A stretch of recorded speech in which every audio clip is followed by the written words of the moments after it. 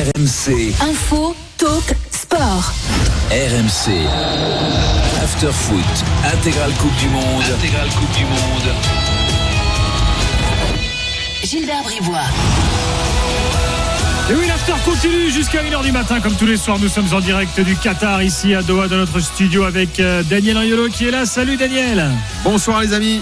Et avec Kevin Diaz qui nous rejoint. Salut Kevin. Salut messieurs.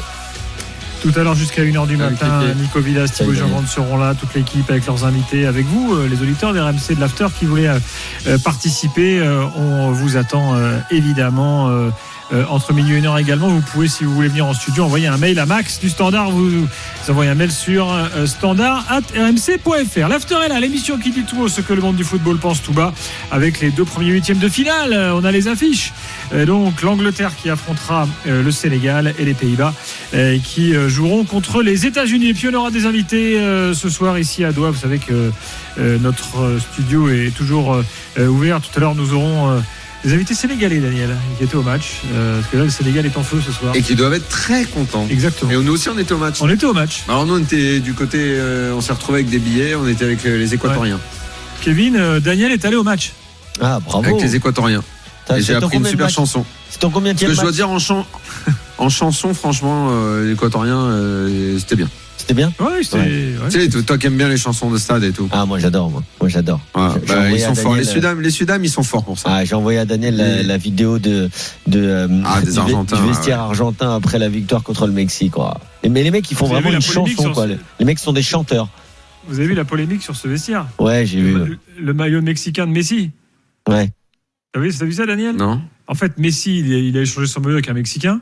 Et en fait, il arrive dans le vestiaire, il fout le maillot mexicain par terre devant lui à sa place. Donc en gros, en mode serpillière devant moi. Quoi. Donc ça a été détourné avec des images avec un balai, tu sais, le maillot en mode serpillière dans le vestiaire. Autant dire que les Mexicains ont apprécié. Donc, ça, c'est un maillot qui peut se vendre très cher dans une aux enchères dans 10 ans. Non, mais c'est surtout, Gilbert, ça peut finir dans le catalogue. Le maillot serpillière du Mexique. De notre ami. Notre ami Jean-Marc Lenné. De Jean-Marc, voilà. C'est surtout un boxeur. Je ne sais pas si c'est Canelo Alvarez, mais c'est un boxeur mexicain, surtout qui l'a pris mauvaise et qui. J'ai dit, si je le croise, je remets une. Ouais, c'est ça. Non, mais. Bon. Tout ça pour une image volée de vestiaire en vrai. Ouais, c'est clair. Julien Laurence est là, il a vu le match de l'Angleterre. Il était sur place à Angleterre-Pays de Galles. Salut Julien. Salut Gilbert, salut à tous. Salut Julien. Bon, on a l'impression que on s'attendait à ce que ce soit déséquilibré. Julien, et là on a eu donc une victoire large des Anglais 3-0. Ouais, c'est vrai qu'ils ont fait la diff sur 2 buts en 2 minutes, en début de seconde période, 50e, 51e, le coup franc de Rashford qui est magnifique et ça fait du bien de retrouver un Marcus Rashford dans cette forme-là, parce que même son deuxième but, s'il a un peu de chance, ça passe entre les jambes du gardien, mais avant le contrôle, la course qu'il fait, l'appel qu'il fait, le crochet pour revenir sur son pied gauche et tout ça, c'est bien de voir un Rashford comme ça. Ten Hag a fait vraiment du bon travail pour le relancer, lui redonner confiance. Ils ont beaucoup travaillé ensemble à United, à l'entraînement et tout ça. Donc c'est vrai que les Anglais ont fait la différence. La première période était pas très bonne, j'ai trouvé. Il m'a un peu fatigué encore, le Sylvain Ripoll anglais avec sa composition et tout. Mais bon, gardons le positif pour une fois. La qualification, la première place, les 3 buts. Phil Foden, enfin titulaire et buteur en plus. Ça faisait 2 ans presque qu'il avait plus marqué en équipe nationale. Donc c'est une très bonne chose pour lui aussi. Alors justement, moi j'ai des questions à te poser là-dessus, Julien. J'ai des questions à te poser. T'as parlé de la compo. J'aimerais bien qu'on remette un petit peu ça dans le contexte, parce que donc évidemment au coup d'envoi, après un très bon match, un match décevant, 3e match, je vois la compo, les côtés ont changé. Je parle de l'animation offensive, hein. Donc Sterling, Saka ont laissé leur place à Foden, Rashford, d'accord. Est-ce que c'était quelque chose qui en Angleterre était demandé? Pour Foden, je sais qu'il y avait eu débat, mais en même temps, est-ce que les deux avaient déçu? En fait, la question qu'à chaque fois que je me pose, c'est est-ce que ceux qui rentrent doivent être bons? Est-ce qu'ils piquent la place de ceux qui... Tu sais, en fait, j'ai l'impression qu'ils sont de même niveau à peu près tous. Tu vois, c'est pas si Mbappé sort, on a le sentiment que c'est un mec moins fort qui va prendre sa place. Là, tu sors Saka de l'autre jour, qui en plus avait fait un bon match contre l'Iran. Tu mets Rashford à sa place... bon, bah, il va être bon aussi, quoi, tu vois. Et Foden, c'est un bon. Tu vois, en fait, j'ai peur que les hiérarchies, ça, ne s'établissant pas, ça finisse par être un problème pour l'Angleterre, en fait. Mais peut-être je me crée un débat inutile, j'en sais rien. Non, c'est ça d'ailleurs, mais parce qu'en fait on pense tous que Southgate ne connaît pas encore son meilleur 11 en fait, et qu'il a beaucoup de mal à gérer ce groupe-là, cet effectif-là, les 26 joueurs, et qui faire jouer quand, pourquoi, dans quelle position, de quel côté. Ce soir, par exemple, je pense que c'était purement une rotation. Pardon, je te coupe, c'est comme à l'époque où il y avait Lampard et Steven Gerrard. Tu te souviens de cette époque où on disait mais attends, c'est les deux meilleurs milieux de terrain du monde. Et à ce moment-là, à la grande époque, fin des années 2000, par là, c'est les deux meilleurs milieux de terrain du monde. Et ben ensemble, à chaque fois, t'as l'impression qu'ils se marchaient dessus. Ça collait pas. Mais tu pouvais pas en sortir un des deux. Peut-être que le jeu aurait été un des deux avec d'autres mecs et pas les deux ensemble. Mais c'était impossible d'en enlever un des deux. Les deux étaient trop forts. Et à chaque fois, finalement, il y a peut-être trop de bons joueurs en Angleterre, ça réussit pas à donner un 11 clair et net. Je sais pas, moi, chaque fois que je vois l'Angleterre, je me prends la tête avec ces questions-là. Je me pose tout le temps ces questions. Non mais t'as raison, mais je pense qu'il se les pose aussi.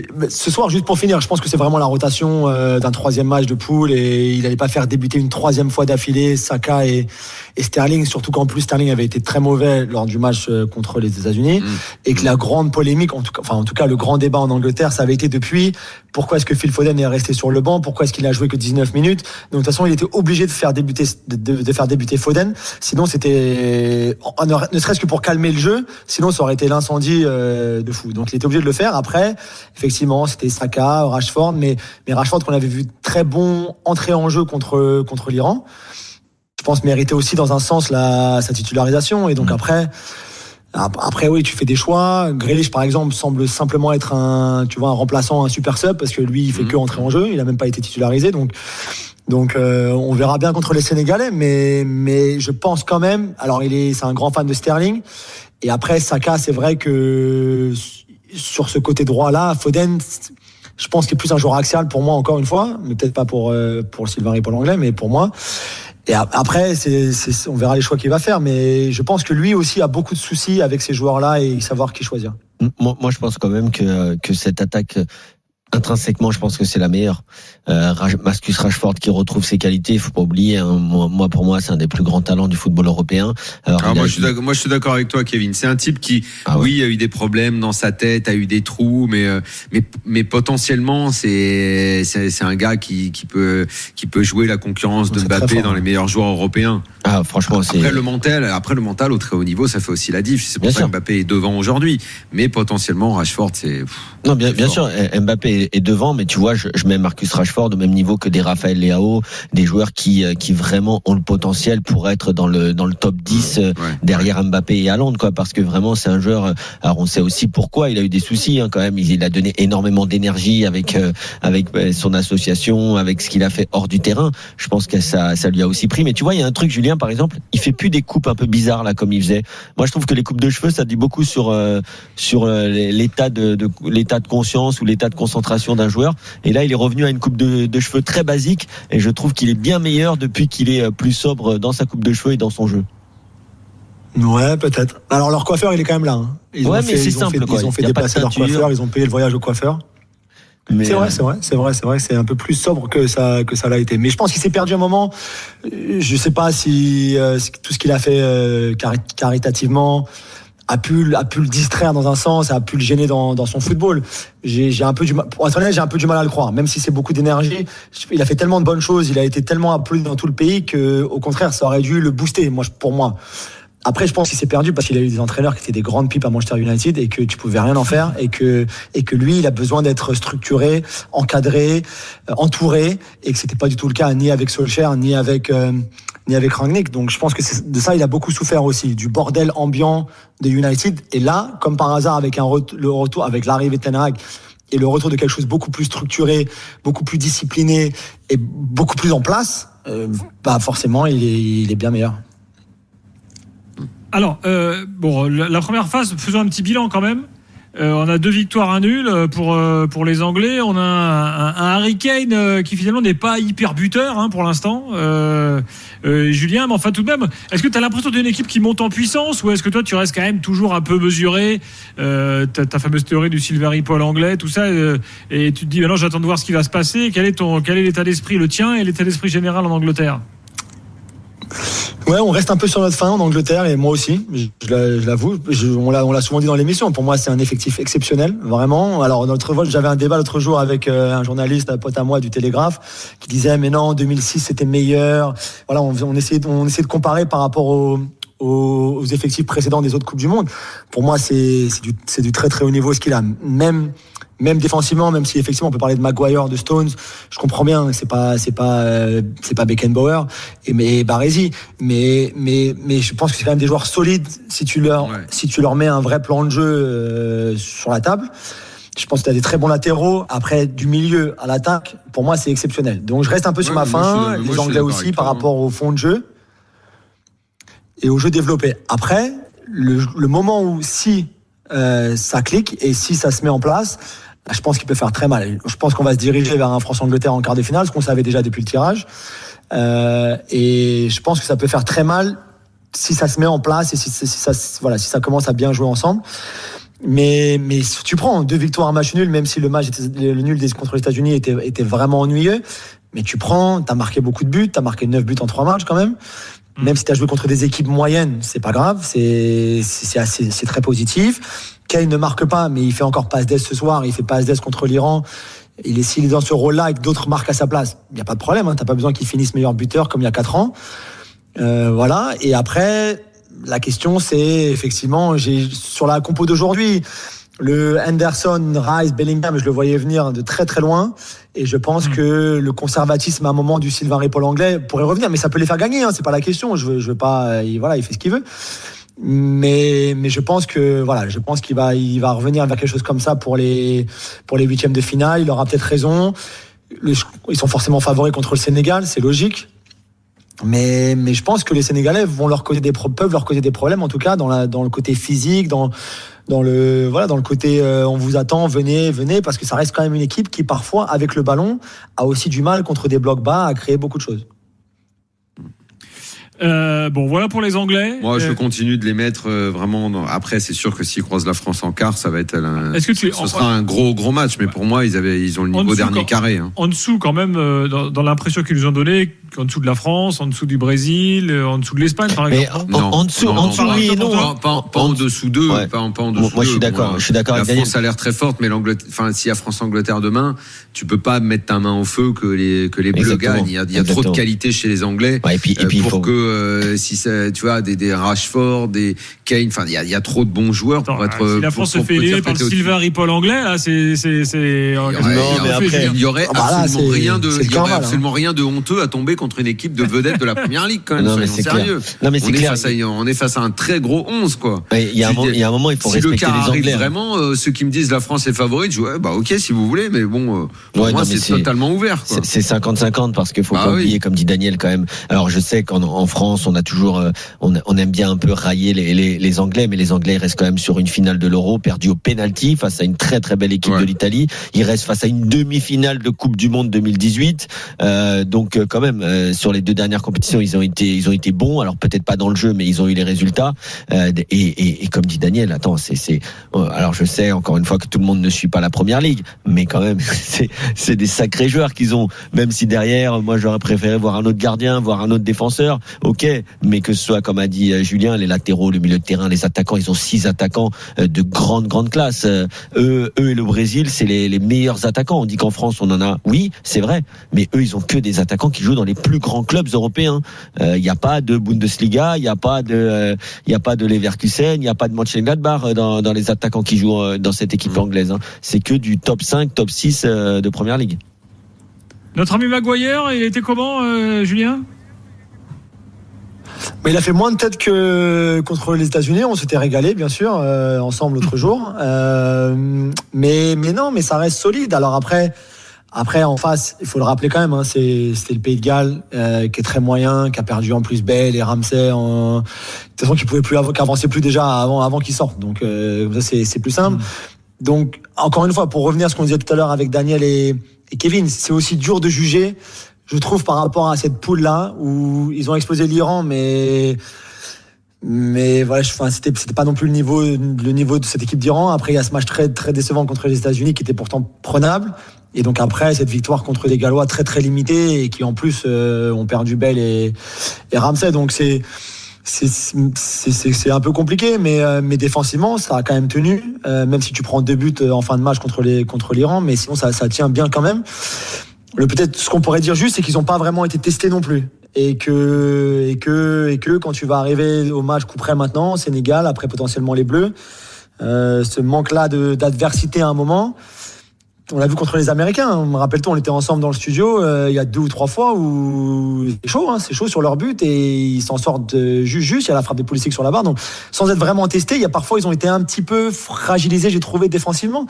Mais bon, rien de quoi s'inquiéter. Encore une fois, maintenant on s'attend en Angleterre à ce que ça monte en puissance. Donc que tu joues mieux déjà contre les Sénégalais, que tu gagnes contre le Sénégal, et puis après que ce soit. Après, ça sera peut-être les Bleus. Et puis après, la demi-finale, si tu te qualifies, elle sera aussi très dure. Et puis après, donc voilà, quoi qu'il arrive maintenant, s'ils veulent aller le plus loin possible, il va falloir monter en puissance. Sur Direct Studio, j'ai Emerico qui me dit l'équipe du Pays de Galles tout de même c'est très très faible. Ils donnent les 2 premiers buts. C'est vrai qu'on avait quand même un Pays de Galles qui, rappelez-vous, lors de l'Euro en France, avait été une sorte de révélation. Oui, mais ça date un peu, vous allez me dire. C'était il y a 6 ans. Voilà. Les générations, les joueurs ont vieilli. Gareth Bale, c'est un joueur qui est quasi fini maintenant. Joe Allen, Ramsey. C'est les 3 joueurs les plus connus de cette sélection, ou en tout cas ceux qui étaient le plus fort. Ils vieillissent. C'est des pays qui n'ont pas des générations spontanées tout le temps. C'est des petits pays. C'est ça aussi la Coupe du Monde, c'est que c'est une confrontation, surtout dans les phases de poule, entre des grosses équipes et des petites équipes et parfois des moyennes équipes. Et ça donne ça. Donc à chaque fois, moi j'entends tout le temps ils ont gagné, mais c'était contre une équipe en bois. Oui, mais c'est la phase de poule, c'est comme ça. La phase de poule, c'est souvent, c'est comme en Ligue des Champions. Parfois le PSG ou Manchester City, ils jouent contre Zagreb ou des clubs comme ça. Bon voilà, de temps en temps t'as une surprise, mais ça reste quand même très très rare la surprise.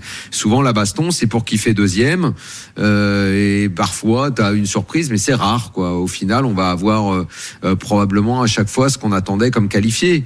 Dans le groupe de la France-Danemark, dans le groupe de l'Angleterre, ça pouvait être un petit peu plus ouvert, mais après tout, ça va être ce qui était attendu, Angleterre, États-Unis. Dans le groupe dont on va parler après, s'il devait y avoir match entre Sénégal et Équateur, mais Pays-Bas a terminé premier. Bon, voilà, il y a pas tant de surprises que ça au final. Merci Julien. Salut Julien. Merci les gars. Juste sur les États-Unis, Daniel, j'ai les stats sous les yeux. Mine de rien, c'est quand même quasiment une fois sur 2 les 8e, même plus qu'une fois sur 2. Depuis 94, ils sont en 8e. 2002, ils sont en 8e. 94, c'est leur virage. Ils organisent la Coupe du Monde et c'est là où ils développent beaucoup plus le soccer. Exactement. Depuis, ils sont là tout le temps, sauf 2018 où ils sont pas qualifiés. Mais ils sont en 8e, donc 94, 2002, 2010, 2014 et donc 2022. Donc sur les 8 dernières Coupes du Monde, donc 5 pour eux, c'est un standard d'aller en 8e. Très bien. En quelque sorte. Mais en général, c'est vrai que s'ils passent pas les 8e. Non, mais c'est bien déjà. Un peu leur plafond de verre. Pour ce qui est le football chez eux, pour la culture et leur réservoir joueurs, aller en 8e de Ligue des Champions, ça veut dire être top 16. C'est un très bon résultat. Antoine Latran est avec nous, il est journaliste spécialisé dans le foot américain, la MLS, la sélection US. Bonsoir Antoine. Bonsoir messieurs, merci beaucoup pour l'invitation. Antoine. On est ravis de... Antoine Latran. Oui, comme les accords de Latran. Ou comme Saint-Jean. Ou comme Saint-Jean de Latran, exactement. Antoine, déjà le match, ça n'a pas été évident, et l'Iran a bien failli jusqu'au bout égaliser. Alors en 98, c'est l'Iran qui avait gagné 2-1, on s'en souvient. Bon là, on va dire qu'il y avait une portée géopolitique un peu moindre pour ce match-là, mais enfin voilà, on va dire revanche américaine. Ouais, c'est ça, la portée géopolitique était plus côté iranien, finalement, à l'intérieur même de leur pays que entre les relations entre les deux pays. Mais pour revenir au foot, dans le match, il y avait vraiment les États-Unis qui ont plutôt bien géré la première mi-temps, comme il l'avait fait, je trouve, contre le Pays de Galles, et en moindre mesure contre l'Angleterre, mais tout de même. Et la même chose qu'on a à chaque match pendant cette Coupe du Monde, c'est que c'est un groupe très jeune. Là, c'était l'équipe la plus jeune qui ait jamais joué dans cette Coupe du Monde, là, à 24 ans. Et ça se voit, c'est-à-dire qu'à la 60e, ils sont cramés. À la 60e, il y a des crampes, il y a des joueurs qui n'y arrivent plus, il y a des mauvaises décisions. Et en fait, il n'y a pas les changements qui sont derrière, qui sont assez efficaces. C'est-à-dire qu'il y a eu un manque quand même de profondeur de banc et un manque de mentalité un peu d'ancien dans cette équipe qui fait que en deuxième temps, c'est plus compliqué, ça a été sur tous les matchs. L'équipe d'Iran a aussi plutôt bien joué certains coups. Et il y a un manque de finition qui est évident avec cette équipe des États-Unis et qui fait énormément mal. Enfin, vraiment, si ce match avait fini en 1-1, par exemple, je pense qu'il y avait vraiment des énormes remords à se faire sur le premier match face au Pays de Galles. Oui. Alors c'est vrai que depuis le début de la Coupe du Monde, on le dit, il y a pas de méga star, Daniel ou Kevin, dans cette équipe. Pulisic, on va dire que c'est le joueur le plus. Oui, voilà, c'est le joueur que tu mets en avant. Pulisic, c'est pas non plus chapeau 1. Comme tu peux pas en mettre plus en avant. Pulisic, tu sais que quand il commence sa carrière, il a il a un destin de chapeau 1. Après, ça se passe moins bien. Voilà, mais on va dire que c'est le joueur le plus connu de cette équipe, c'est le joueur phare. Timothy Weah qui joue très peu à Lille, là il est titulaire. Bon. Mais il est pas mal, hein. Ouais, il a mis un but. Le but qui a été refusé, là, son extérieur du pied, c'est la classe, hein. C'est un geste de classe, hein. Non, et puis, franchement, ils ont quand même une bonne génération. Comme disait Daniel, c'est loin d'être le sport numéro 1 là-bas. On en avait parlé avec rappelle-moi son nom. Avec Wagno. Avec Wagno Eloi, il y a quelques jours. Il nous avait donné pas mal d'indications sur comment se passe le football de masse, aux États-Unis, qui est quand même assez élitiste. Mais quand tu vois des joueurs quand même, le gardien Matt Turner, c'est vraiment un très bon gardien qui est numéro 2 Arsenal. Sergio Odès qui est formé à l'Ajax. Il fait des dégagements. Vous avez vu les dégagements qu'il fait, ce gars-là? Il est très long, vraiment moderne. Il est capable d'aller dans la surface adverse. Hein. C'est rare pour un gardien de but. C'est très important. C'est d'ailleurs pour ça qu'il a dû être recruté par Arteta, qui aime les gardiens comme ça, qui ont un bon coup de pied pour faire un peu comme Ederson, être capable de trouver les attaquants derrière la défense. Sergio Odès qui a quand même choisi la sélection américaine alors qu'il était vraiment courtisé pour aller avec les Pays-Bas. Voilà, il y a des joueurs de qualité. Moussa au milieu de terrain. Bon, McKennie avec la Juve, on voit que c'est un gars un peu extravagant, mais qui a des qualités. Et voilà, il y a Pulisic. Ouais, mais là il se cadre complètement dans l'équipe des États-Unis. Il se la joue vraiment taulier, quoi. Genre, il joue sérieux. Ouais. Mais bon, il a pas ce côté un peu fantasque. Il a quand même la coupe de cheveux, mais bon, pour le reste. Oui, voilà, c'est ça, exactement. Kevin, je sais pas cette obsession des coupes de cheveux des footballeurs. Non, il y a deux choses pour un footballeur pour moi. Bon, maintenant c'est un peu moins le cas, mais à l'époque, en tout cas quand j'étais aux Pays-Bas, on disait les défenseurs doivent avoir les chaussures noires et des coupes de cheveux normales. Et écoute, je suis un peu resté sur cette rigueur batave parce que voilà, je pense qu'un défenseur. Et donc l'attaquant qui est peroxydé avec des pompes fluo, c'est normal, c'est ça? Alors nous, pour te dire la vérité, au RBC Rosendal, on avait un deuxième gardien qui venait de l'Ajax qui avait des chaussures jaunes. À un moment, tu vois, il y a toujours des chaussures jaunes, mais là, c'était des chaussures jaunes. Et en fait, il a retrouvé ses chaussures jaunes attachées au lampadaire du stade. Parce que les anciens ont dit que voilà, un jeune gardien ne devrait pas avoir des chaussures jaunes. Voilà. Très bien. Écoute, pourquoi pas. C'est la sobriété pour certains postes, c'est important. Antoine Latran est de retour avec nous. Antoine, là, on a la perspective donc d'un match face aux Pays-Bas. Comment tu le sens, toi? Une nouvelle fois plafond de verre américain, les huitièmes de finale, ou tu te dis que cette équipe a la capacité de faire mieux? Je trouve que l'adversaire est plutôt bon pour les États-Unis, mais c'est clairement pas l'objectif. L'objectif premier, c'est de sortir du groupe et d'engranger de l'expérience pour 2026.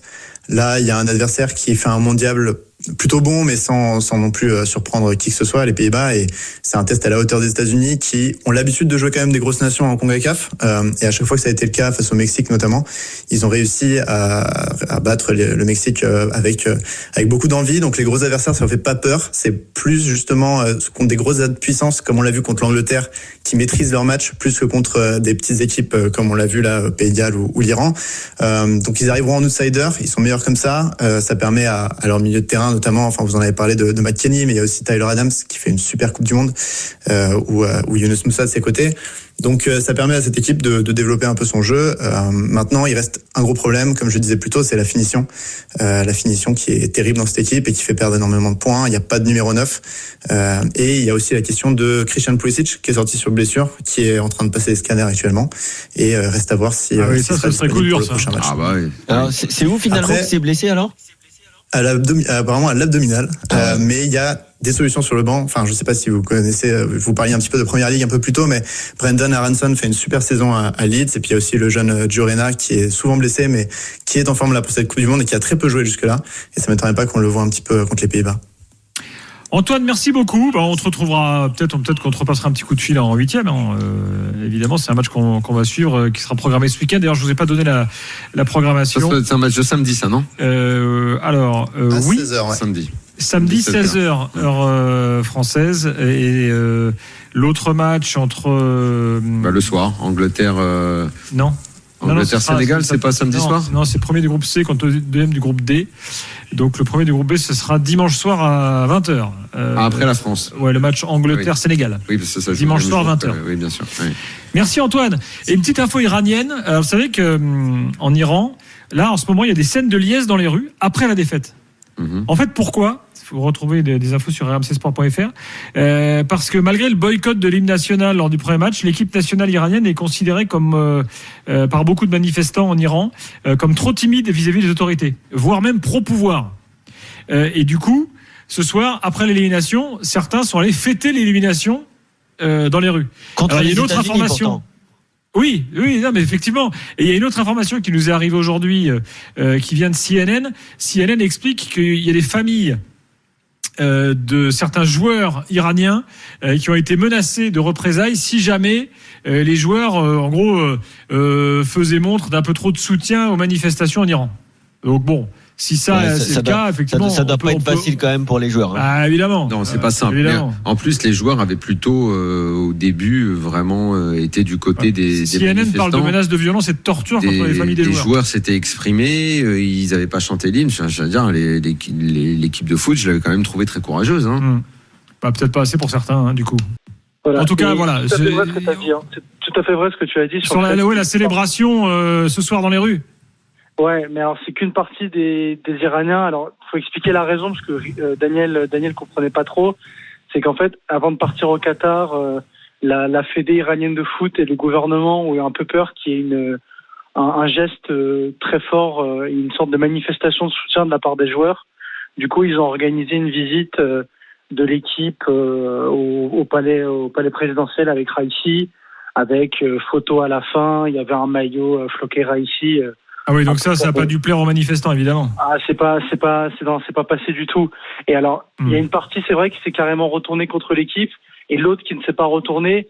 En fait, elle est un peu partagée parce que elle aime le foot. Enfin, l'Iran, c'est un vrai pays de foot, c'est un pays qui adore le foot, mais ils sont un peu gênés parce on avait peur que ça soit repris politiquement. Après le match contre le Pays de Galles, il y a des religieux qui se sont foutus dans la rue, qui ont commencé à célébrer la victoire, alors que normalement le foot c'est pas trop leur truc, notamment les célébrations après les victoires. Ah oui, d'accord, donc il y a une tentative claire de récupération par le pouvoir, quoi. Ah complètement, et c'est ça qui a un peu gêné certains Iraniens. Alors certains sont carrément retournés contre l'équipe aussi, comme tu l'as dit, et voilà, et je pense que les joueurs de toute façon ils étaient pris en otage dans cette situation parce que comme tu l'as dit, ils ont pas chanté au premier match. Et si, comme l'a dit CNN, il y a eu des menaces sur leur famille, on peut aussi comprendre que ils n'aient pas trop envie d'être vindicatifs. Ouais, mais là ils l'ont chanté du bout des lèvres. Tu voyais Asmoun, il avait la tête baissée. Vraiment, ils l'ont chanté parce qu'il fallait le faire, quoi. Mais c'était pas non plus. Mais bon, c'est une situation qui est compliquée et c'est peut-être le seul point positif, c'est comment ça fera pas une diversion. Ils pourront pas l'utiliser comme une diversion.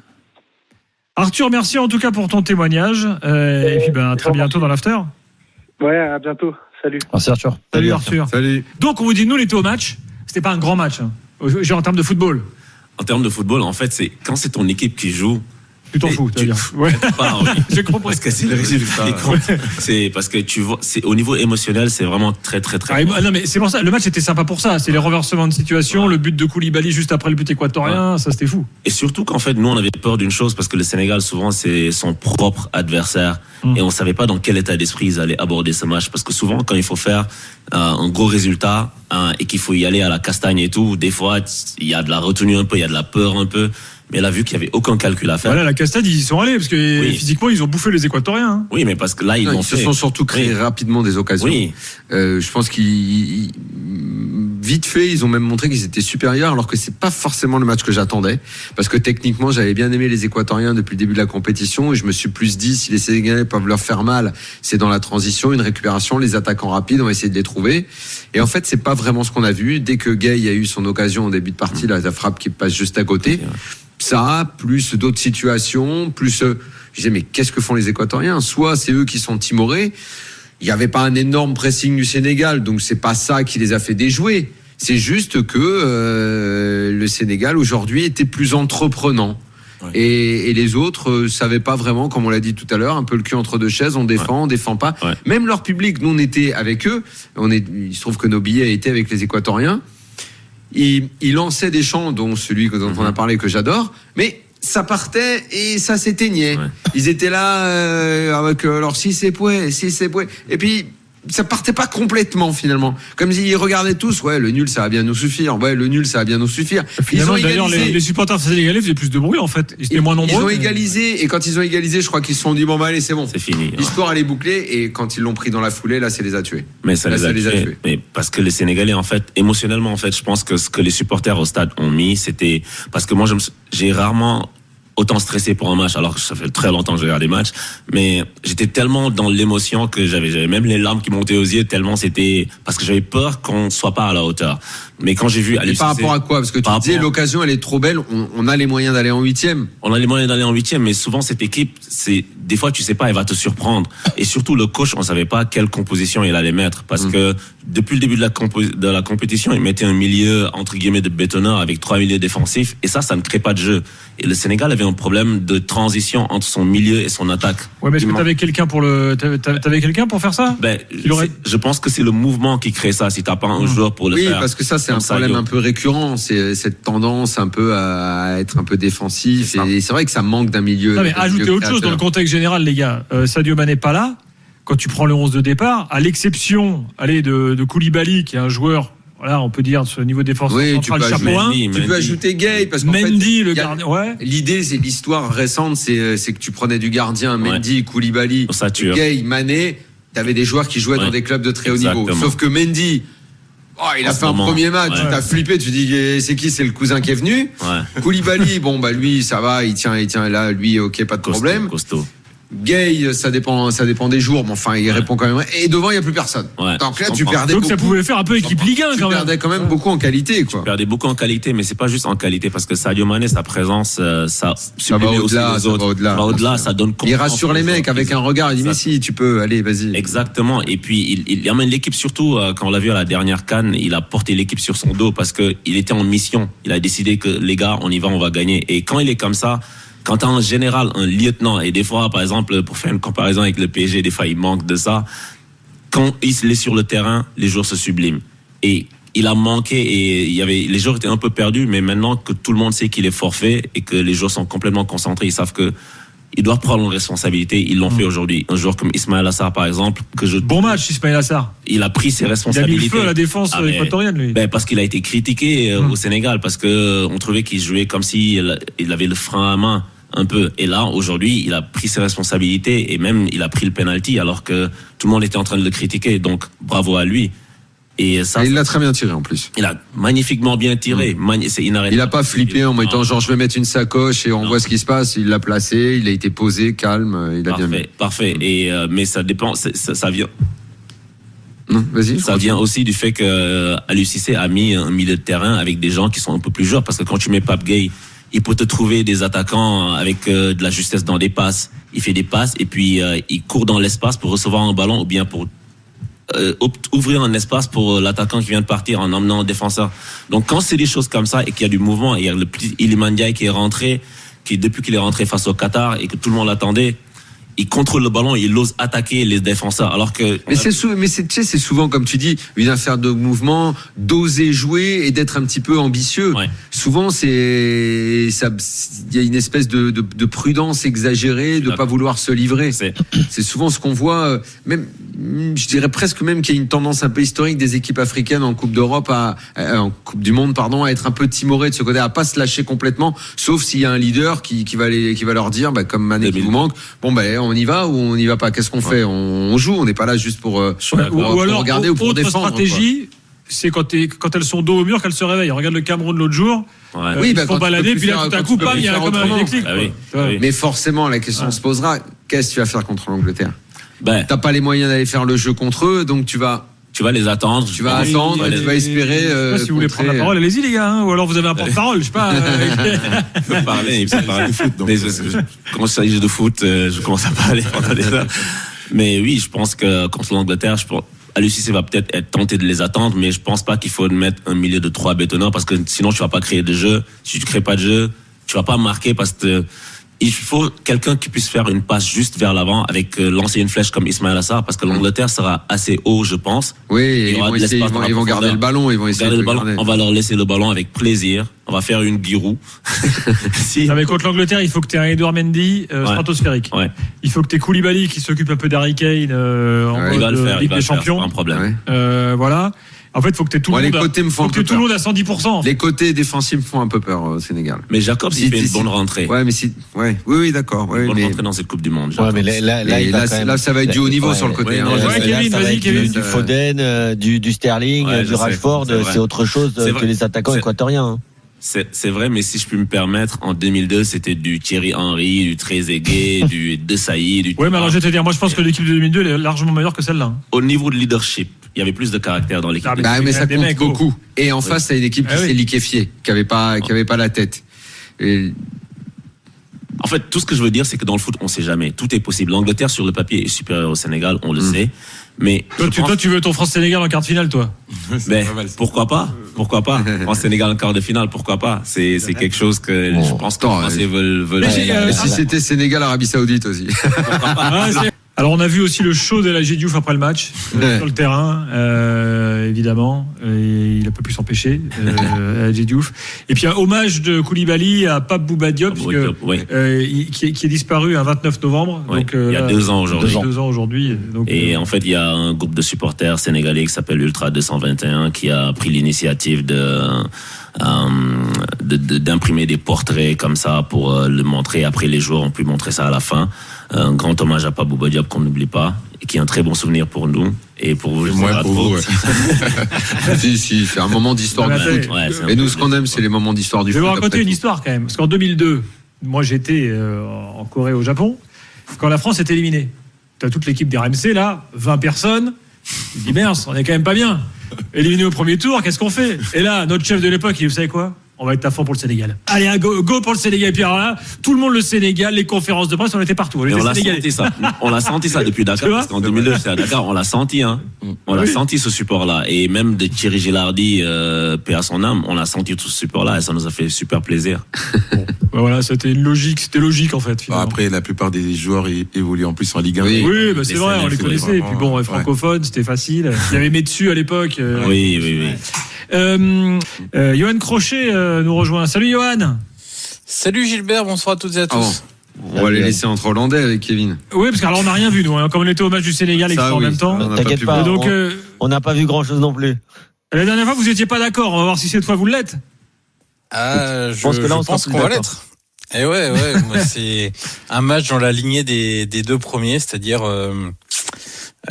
que le résultat est bon, mais sur la prestation, il y a beaucoup de choses à redire. Et je vais juste vous citer ce qu'a dit Marciano Vink, qui est un ancien joueur de l'Ajax et du PSV années 80-90 sur le plateau d'ESPN ce soir. Il a dit les résultats sont bons, le jeu est à pleurer.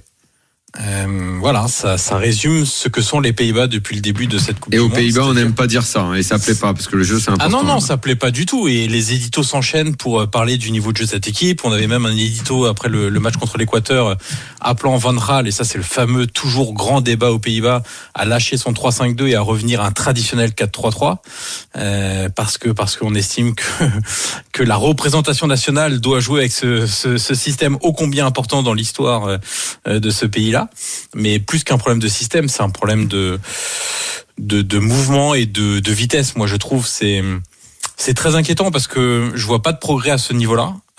Parce que le premier match, tu peux te dire bon, c'est peut-être quelque chose physiquement où ils ont besoin de monter un petit peu en puissance, etc. Mais là, avec un delta de 10 jours entre le premier et le troisième match, il y a pas de progrès. Et il va falloir faire attention parce que les États-Unis ont un milieu de terrain très dynamique, très puissant, très costaud, avec des joueurs souvent en mouvement qui viennent t'agresser, etc. Il va falloir être en mesure de répondre à ça. Et pour le moment, à chaque fois qu'ils sont tombés face à des adversaires qui, par séquence, c'était souvent l'Équateur, un petit peu le Sénégal, un petit peu le Qatar même aujourd'hui, au milieu de terrain notamment, qui mettaient un peu de vitesse dans les transmissions et qui prenaient les espaces. Il y avait des trous béants au milieu de terrain, il y avait des gros problèmes de repli, il y avait un contre-pressing qui marchait pas. Non, c'est pas très bon. Hein. Alors les résultats, ok, ils terminent premier, très bien. La poule était quand même pas si compliquée que ça. Mais en termes de de qualité du jeu proposé par les hommes de Louis van Gaal, on n'est pas au niveau, moi je trouve, d'une Coupe du Monde. RMC After Foot, intégrale Coupe du Monde. Gilbert Brivois. Daniel, Lionel, Jérôme Oussem, France-Pologne, dimanche à 16h. Ça a été tordu jusqu'au bout parce que les Mexicains auraient pu passer devant, mais finalement ce sera la Pologne. Et ce sera donc du 100%. C'est-à-dire, toi, tu vois c'est du 100%. Tu n'envisages pas une seconde que la France ne passe pas contre la Pologne. Tu sais, souvent dans ces cas-là, j'aime bien dire, bon alors on sait jamais si le scénario catastrophe. Le scénario catastrophe, tu prends un carton rouge dans les 10 premières minutes, tu joues tout le match. Mais même dans ce cas, je pense que même à 10 contre 11, j'imagine pas une défaite contre cette équipe qui ne fait rien de rien, qui ne produit rien. Tu te demandes comment ils sont passés. Qui n'est pas en plus une défense de malade à part un très bon gardien, donc forcément à un moment ou à un autre Mbappé et Anko vont réussir à faire mal. Offensivement Lewandowski voit pas un ballon. C'est du 100%. Pour moi c'est un beurre total, quoi. Un beurre qui est même resté au soleil, tu vois. Oui, que l'adversaire est totalement à notre portée, ça c'est sûr. Après, moins catégorique que Daniel sur le fait que il faut respecter quand même cette équipe et qu'il y a des scénarios qui peuvent nous mettre en difficulté parce que c'est un match coup près. Un match à élimination directe, il faut bien entamer les rencontres comme il y a c'est des un moments autre clés. sport. Oui, il y a des moments clés dans ces matchs-là et il faudra pas se rater parce que même si la Pologne a montré, là je suis totalement d'accord avec Lionel et avec Daniel, trop peu de choses pour déjà se qualifier. C'est un miracle qu'ils soient qualifiés. C'est fou. Ça, c'est vrai. Alors ils ont battu les Saoudiens 2-0, ils avaient fait 0-0 contre le Mexique. Ouais, mais quand tu te rappelles des matchs, les Saoudiens, ils ont beaucoup de situations intéressantes. Alors après, ils perdent, ok.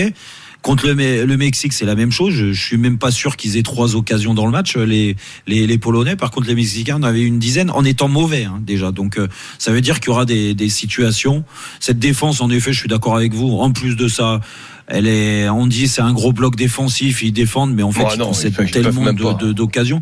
Tu regardes sur les derniers mois, quand ils ont joué des grosses équipes, des équipes qui sont peut-être faites comme la Belgique par exemple, qui est loin d'être une grande équipe par rapport à ce qu'on voit à la Coupe du Monde, ils en avaient pris 6 il y a à peu près 3 mois. Donc, moi je dis ils peuvent prendre une valise. Enfin, on est en train de parler de Glick derrière. Ouais. Disons qu'on peut pas parler de l'adversaire. Ils jouent un gardien qui est fort quand même. Ouais, ils ont un gardien qui est en pleine bourre. Ils ont Chesney, mais pour moi, c'est même pas. Si la France, honnêtement, ne bat pas la Pologne, c'est parce que la France aura été son propre adversaire. Ça ne tient qu'aux Français.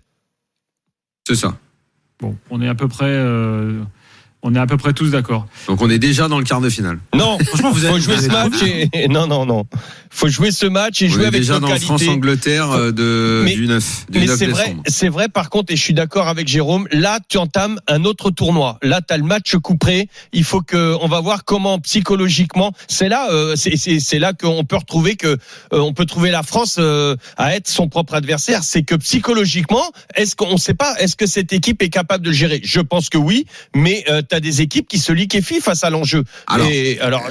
Si on peut donner 2-3 éléments supplémentaires de matchs où tu joues une équipe où t'es archi favori, c'est du 100%. Donc forcément, tout le monde va repenser à France-Paraguay en 8e, donc 90. Sauf que le Paraguay, c'est au moins une équipe qui savait défendre. Ils avaient un bon gardien, comme la Pologne a un bon gardien, mais ils sont organisés pour subir. Puis ils faisaient des contre-attaques aussi. Ils sont organisés pour défendre, pour t'emmerder en fait. Voilà. Ils savent faire. Les Polonais, ils sont même pas organisés pour ça, quoi. C'est ça qui est. Non, et puis surtout que après tu pourrais dire devant ils ont Lewandowski et Lewandowski c'est toujours un danger problématique de l'avoir contre soi. Ça c'est sûr, mais Lewandowski il peut plus faire tout seul sur le terrain. Il faut lui donner des ballons et franchement. Quand tu vois le milieu de terrain, rien que Krychowiak est titulaire dans cette équipe de la Pologne, tu te dis que on peut peut-être voyager tranquille même de ce côté-là, quoi.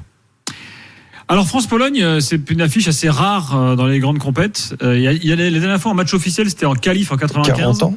Ah oui. Et la dernière fois dans une compétition. Tu sais que c'est un match très important. Il paraît les historiens de l'équipe de France disent que c'est un match charnière, puisque c'est le 1 partout au Parc des Princes, le coup franc de Djorkaeff, qui, selon les dires de ceux qui étaient dans le groupe, 98. démarre la génération qui va permettre à l'équipe d'aller à l'Euro 96 et donc de se construire pour 98. Ce coup franc de Djorkaeff qui sauve en plus la tête d'Enes Jacquet. Il y avait qui eu est un en train de France-Roumanie sauter. aussi qui était important, rappelez-vous, une victoire en Roumanie. C'était là en 95. Dès 95, aussi. on doutait déjà d'Aimé Jacquet. À Jacquet, ce match contre la Pologne, il peut sauter, ouais. Et Djorkaeff met un coup franc et match au Parc des Princes. Je ne sais pas, Oussem, comment t'as vécu le match. Moi, je suis franco-tunisien à la base, donc ce match-là, pour moi, c'était une souffrance terrible. Je sais pas comment c'était. Ouais, c'était dur. Après, moi, je suis très honnête. Ah bah, on peut faire une minute sur ce qu'on a vécu dans la tribune. Parce qu'on était au milieu des supporters. Très honnête. Moi, je voulais que la Tunisie gagne parce que la France était déjà qualifiée. Très honnêtement, ouais, franchement, je le dis très honnêtement. Mais j'ai chanté les deux hymnes. Oussem, prendre position pour une équipe, c'est être contre l'autre. C'est pour ça que moi, j'arrivais pas. Non. C'est la première fois de ma vie que j'ai pas célébré un but de l'équipe de France. Ce qui était arrangeant pour vous, les gars, c'est qu'il n'y avait pas d'enjeu, en fait. Exactement. C'est que la Tunisie. La Tunisie pouvait se qualifier. Par contre, tu sais, Adam, ce qui m'a fait le plus mal pour la Tunisie, c'est que quand Oussem a chanté l'hymne tunisien, il s'est trompé une fois sur deux. Non, t'es fou, j'étais à fond. Non, par contre, moi, en tant que franco-tunisien, ce qui m'a touché, c'est quand l'hymne la Marseillaise a été sifflé en début de Marseillaise, parce qu'après ça s'est vite arrêté. C'était pas non plus massif. C'était pas massif et souvent les Tunisiens dans les tribunes ont demandé à ce que ça s'arrête et ça, j'ai été fier de ça. Par contre, scène assez surréaliste. On avait à 20 mètres de nous un supporter tunisien, maillot du PSG, casquette du PSG, qui a insulté Mbappé pendant 20 minutes quand il est rentré. Je sais pas le mec ce qu'il a. Mbappé s'est fait siffler à chaque ballon. À chaque ballon qu'il a touché. C'est normal, ça c'est le joueur phare, il se fait siffler. C'est vrai. Et lui, il l'a très bien vécu, il souriait, Mbappé, on le voyait. Oui, bah, souvent j'étais sifflé, moi, c'est pas grave. Hein. Même par des mecs qui avaient le maillot du PSG. Non, peut-être pas quand même. C'est peut-être arrivé à la fin. Allez, dans quelques instants, on vous décortique ce qui s'est passé dans l'après-match, c'est-à-dire dès le coup de sifflet final donné, c'est très important cette précision, donc le coup de VAR, parce que c'est une première dans l'histoire de la Coupe du Monde, la VAR, qu'on vous explique depuis 12 ans dans l'after comme étant un élément perturbateur pour le football, et ben cette fois, la preuve que non, elle a rectifié une erreur. Non, elle a modifié le score d'un match de Coupe du Monde. Oui, mais un score qui devait être modifié. Mais non. Non. Oui, mais non, mais le protocole n'a pas été respecté. Donc en fait, c'est que l'arbitre du centre se soit trompé, d'accord, mais le VAR, excuse-moi, a corrigé une anomalie. Le score devait rester à 1-0. Eh oui. Bah ça c'est lui. Donc je vous rappelle les faits. But de Griezmann dans les toutes dernières secondes. Derrière, l'arbitre accorde ce but dans un premier temps. Engagement des Tunisiens. L'engagement est donné et dans la foulée, 2 secondes plus tard, l'arbitre siffle la fin du match. Au total, même pas 2 secondes. 4 coups de sifflet, quoi. Au total, les coups de sifflet se sont quasi enchaînés, quoi. Le premier pour la mise en jeu et les 3 pour la fin du match. Derrière, l'arbitre fait attendez, je vais voir la VAR, je suis appelé par la VAR. Il va voir la VAR et là il annule le but. Il vire les arbitres assistants et le caméraman qui est venu en mobile, qui était venu déjà jusqu'à moitié de terrain. Il dit aux joueurs restés. Exactement. VAR et hop, et là il refuse ce fameux but, donc a posteriori. Et en fait, ce que l'on sait clairement, c'est que le protocole n'a pas été respecté. Une fois que le coup de sifflet final est donné, on ne revient pas. L'arbitre ne doit pas revenir. C'est la règle. Donc voilà. Donc, comme je disais tout à l'heure, Jérôme, la VAR a modifié a posteriori un résultat d'un match de Coupe du Monde. C'est une première, Jérôme. Mais c'est l'arbitre qui a fait une connerie. Donc l'arbitre, il va faire ses valises et il va rentrer chez lui. Oui, l'arbitre fait ses valises. Oui, c'est sûr. Bon, un truc comme ça, il n'y aura pas de cadeau, Colina. Vous êtes. Alors, le souci, c'est qu'il est interpellé, c'est ça le bordel. Lionel. Et là, maintenant, je vais vous raconter l'effet papillon de cette histoire. Oui. Encore merci la VAR pour ce beau spectacle qu'elle nous a offert. Franchement, la VAR, c'est c'est la première fois qu'il y a quelque chose jusqu'à maintenant. Gilbert, c'était quand même la VAR était bien jusqu'à maintenant. Là, c'est vraiment un embroglio et les 4 de la VAR, c'est eux qui ont mis un bordel. Ouais, maintenant, effet papillon. Les parieurs, les sociétés de paris. Daniel, tu peux donner les infos là-dessus. Ça a des conséquences directes financières ultra importantes pour eux, cette histoire. Bon, il y a eu effectivement les sociétés de paris paient immédiatement, donc elles ont payé et la plupart vont récupérer leur argent. Il y en a une société de paris qui va en profiter pour faire un coup commercial et qui a payé le 1-0, qui a payé le 1 partout et qui a payé le but de Griezmann. Ça va leur coûter, j'ai pas la somme précisément, mais on évalue ça à des centaines de milliers d'euros. Ah oui, elles acceptent le coup pour coup commercial, genre émotion en fin de match, voilà. Exactement. D'autres ne vont pas le faire, ils vont simplement respecter le protocole. Et alors, autre effet papillon, ce qui s'est passé sur TF1 où c'est t'as mené ta petite enquête. Exactement. J'ai passé quelques coups de fil à la suite du match puisque vous l'avez tous vu, ceux qui étaient branchés sur TF1. Vous n'avez pas pu assister à cette scène donc de but annulé, but refusé. Parce que TF1 donc a rendu l'antenne. Exactement. Enfin, balancer une pub. Exactement. Si quelqu'un est parti se coucher et dort encore, demain matin il se réveille avec un autre résultat. Il pense que la France est invaincue dans cette poule. Et donc le TF1 alors, si vous apprenez ce soir dans l'after que la France a perdu 1-0, appelez-nous. Exactement. Donc on a mené notre petite enquête. On a eu des personnes qui étaient dans la production de ce match-là, donc qui sont présentes à Doha et qui travaillent donc pour le diffuseur. Et donc les infos qu'on a, c'est que eux, ils se sont calés sur les images liées à l'arbitrage. Donc eux se sont calés sur les images où on voit les 4 coups de sifflet final. Je sais pas si on dit finaux d'ailleurs, mais le coup de sifflet final avec le coup de sifflet de mise en jeu. Et donc ce qu'on a appris, c'est que pour eux, la fin du match, elle a été actée. Les coups de sifflet ont été donnés à ce moment-là. Qu'ils ont dit, pour le coup vrai. C'est pour ça qu'à ce moment-là, ils ont dit à leurs commentateurs, vous pouvez rendre l'antenne. Nous, on a des problématiques. Et on part en pub. On a RMC de problématiques de régie publicitaire. Donc tu peux aller en pub. Le coup de sifflet a été donné. Les 8 minutes de temps additionnel nous mettent en difficulté. Tu peux rendre l'antenne. On peut y aller. Et donc ils ont suivi cette décision arbitrale qui était d'arrêter le match. Les pauvres gars de TF1 sont un peu victimes du truc. Exactement. Mais c'est quand même un raté incroyable. Bah oui, puisque comme je disais tout à l'heure, il y a des gens qui ont vécu dans un monde où la France avait égalisé.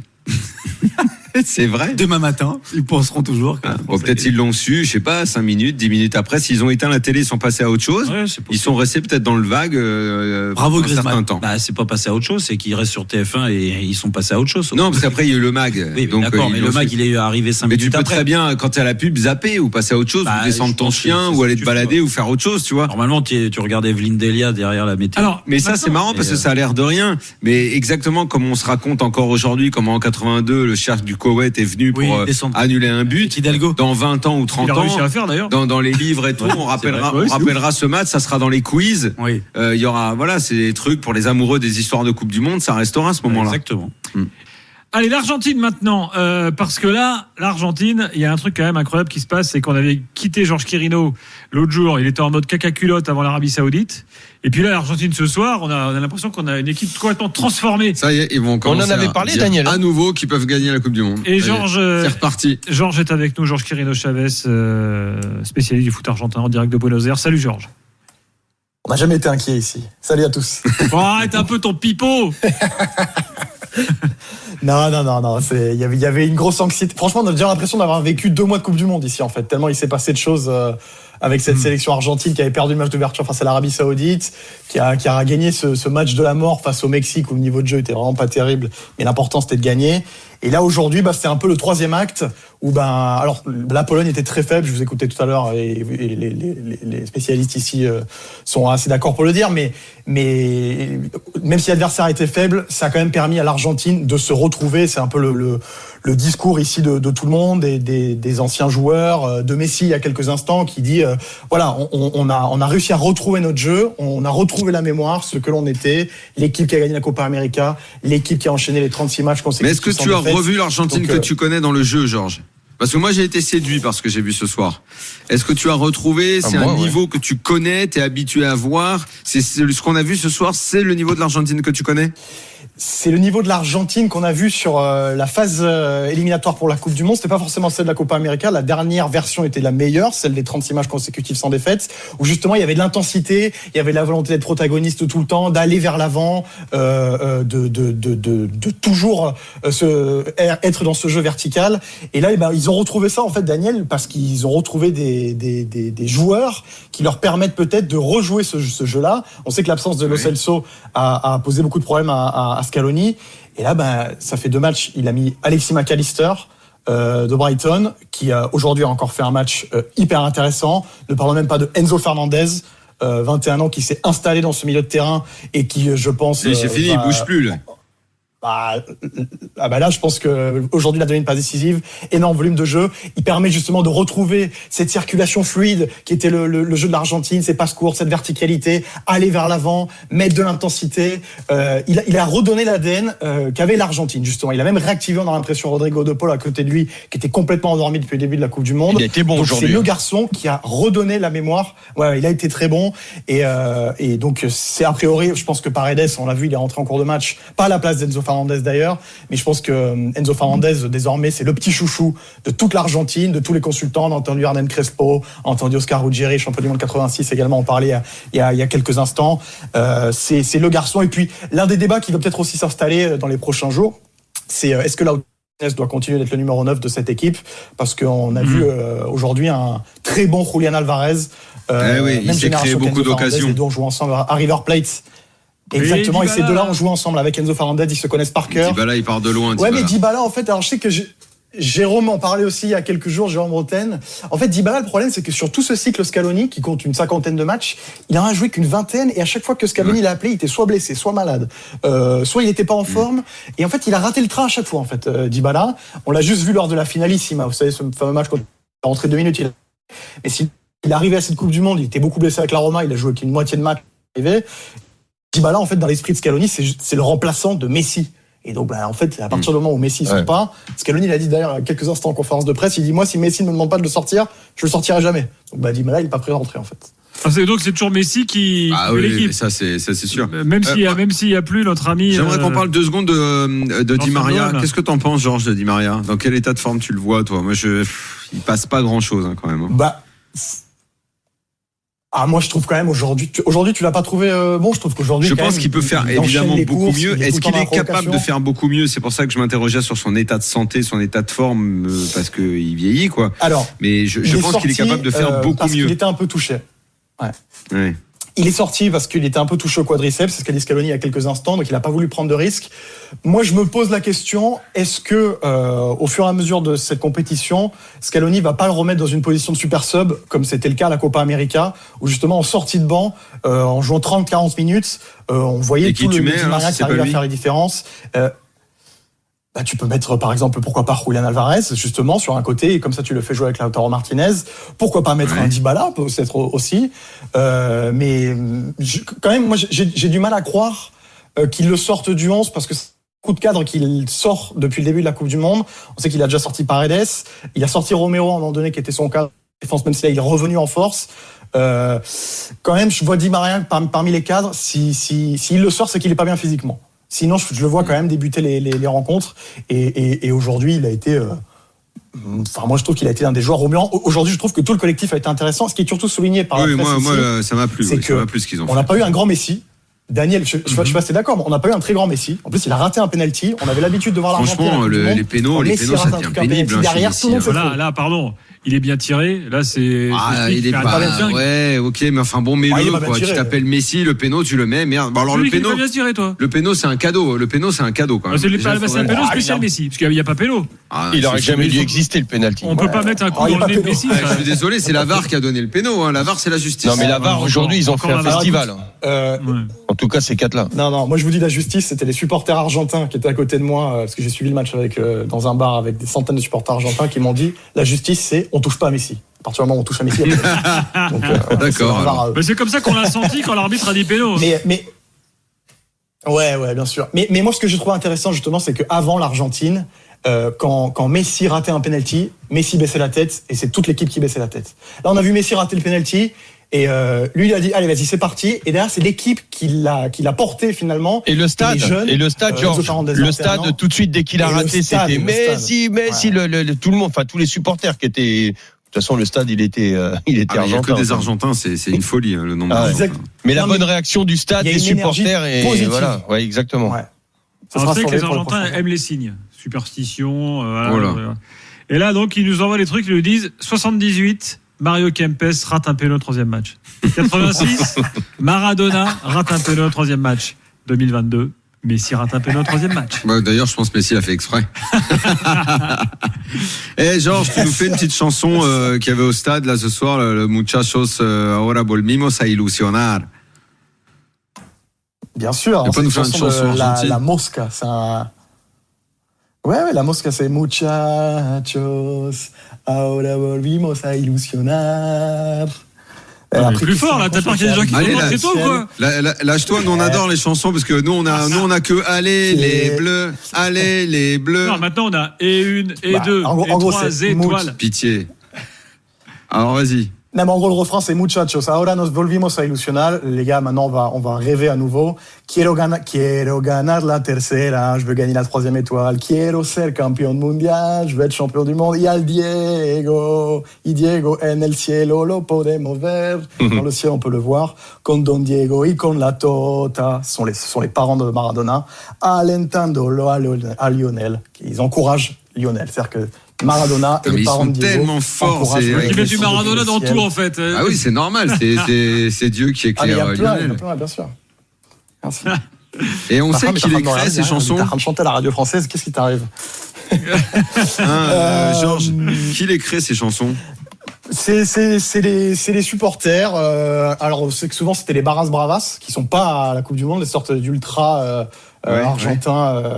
Ils n'ont pas été conviés parce qu'il y en a eu 6000 qui ont été interdits de voyage par le gouvernement argentin. Mais sinon, c'est des supporters comme ça. En fait, c'est dans des déplacements. Moi, j'en ai rencontré quelques-uns avant la Coupe du Monde. Ils ont acheté 2-3 bombos et ils ont dit bon, vas-y, on va créer quelques chansons. Il y en a plein des chansons comme ça. Et ils font ça sur des airs connus de chansons populaires ou comment ils font? Ouais, bien sûr. Ouais, exactement. C'est alors soit sur des airs de cumbia, justement, c'est un peu la musique populaire ici, soit sur des airs de rock argentin. C'est que le rock argentin est très populaire. Et c'est toujours sur des chants comme ça. Alors après, c'est que par exemple les supporters qui viennent de San Lorenzo, un des clubs de la capitale, est un des plus inventifs. Et je sais plus, ils avaient fait par exemple une chanson sur un air de Despacito, tu te rappelles? Despacito. Donc, mais en fait, le truc, c'est que dès qu'il y a une nouvelle chanson, dans les groupes de supporters et les groupes WhatsApp, en fait, ça passe très très vite comme ça. C'est-à-dire qu'en gros, il se passe les chansons, et très vite ça prend. Et français devraient s'en inspirer. Je comprends pas comment, mais d'un coup, il y a 90 000 mecs. Non, mais du coup, t'as 80 000 mecs qui connaissent une chanson qui a été sortie la veille, quoi. Donc c'est assez impressionnant. Et c'est vrai que ce qui est surtout super, c'est que ça raconte des histoires, en fait. C'est surtout ça qui est bon. Le chambrage est une institution dans le foot sud-américain. En France, l'autre jour, on avait des supporters qui nous racontaient que quand ils ont lancé qui ne saute pas n'est pas danois, on leur dit non, faut pas dire ça. Il faut faire qui ne saute pas n'est pas français. Mais franchement, les Danois n'ont pas les. Bon, après, ici, l'un des chants les plus fameux, est un Danois interdit. Non. Ici, l'un des chants les plus fameux, c'est El que no salta es un inglés, celui qui ne saute pas en anglais, justement, en rapport à la guerre des Malouines. C'est l'un des chants des supporters argentins à chaque fois qu'il faut redonner de l'énergie. On rappelle la guerre des Malouines, le côté patriotique et tout ça. Pour réactiver, mais il y en a plein des chansons. On pourra se faire une spéciale chanson un jour si vous voulez. Avec plaisir. Par contre, faudra que tu chantes pour de vrai, pas que tu murmures pour faire style, j'ai la honte, tu vois. Voilà. Faut lâcher un peu, faut envoyer. Ah, nous m'avez pris Merci, par surprise, les gars. Georges, juste pour savoir, excuse-moi, t'es en Argentine là? Toi, tu vis là-bas? Ouais, bien sûr. Je suis à Buenos Aires. Et donc l'ambiance, c'était quoi? C'était toutes les fenêtres ouvertes. T'entends que les matchs partout. Personne dans la rue. J'imagine. En gros, moi, je te dis, le match était à 16h ici aujourd'hui. Je suis sorti à 15h30 pour aller dans un bar suivre le match ici dans le quartier de Recoleta, dans les quartiers centraux. Tout le monde courait dans la rue à 15h30. Tout le monde courait.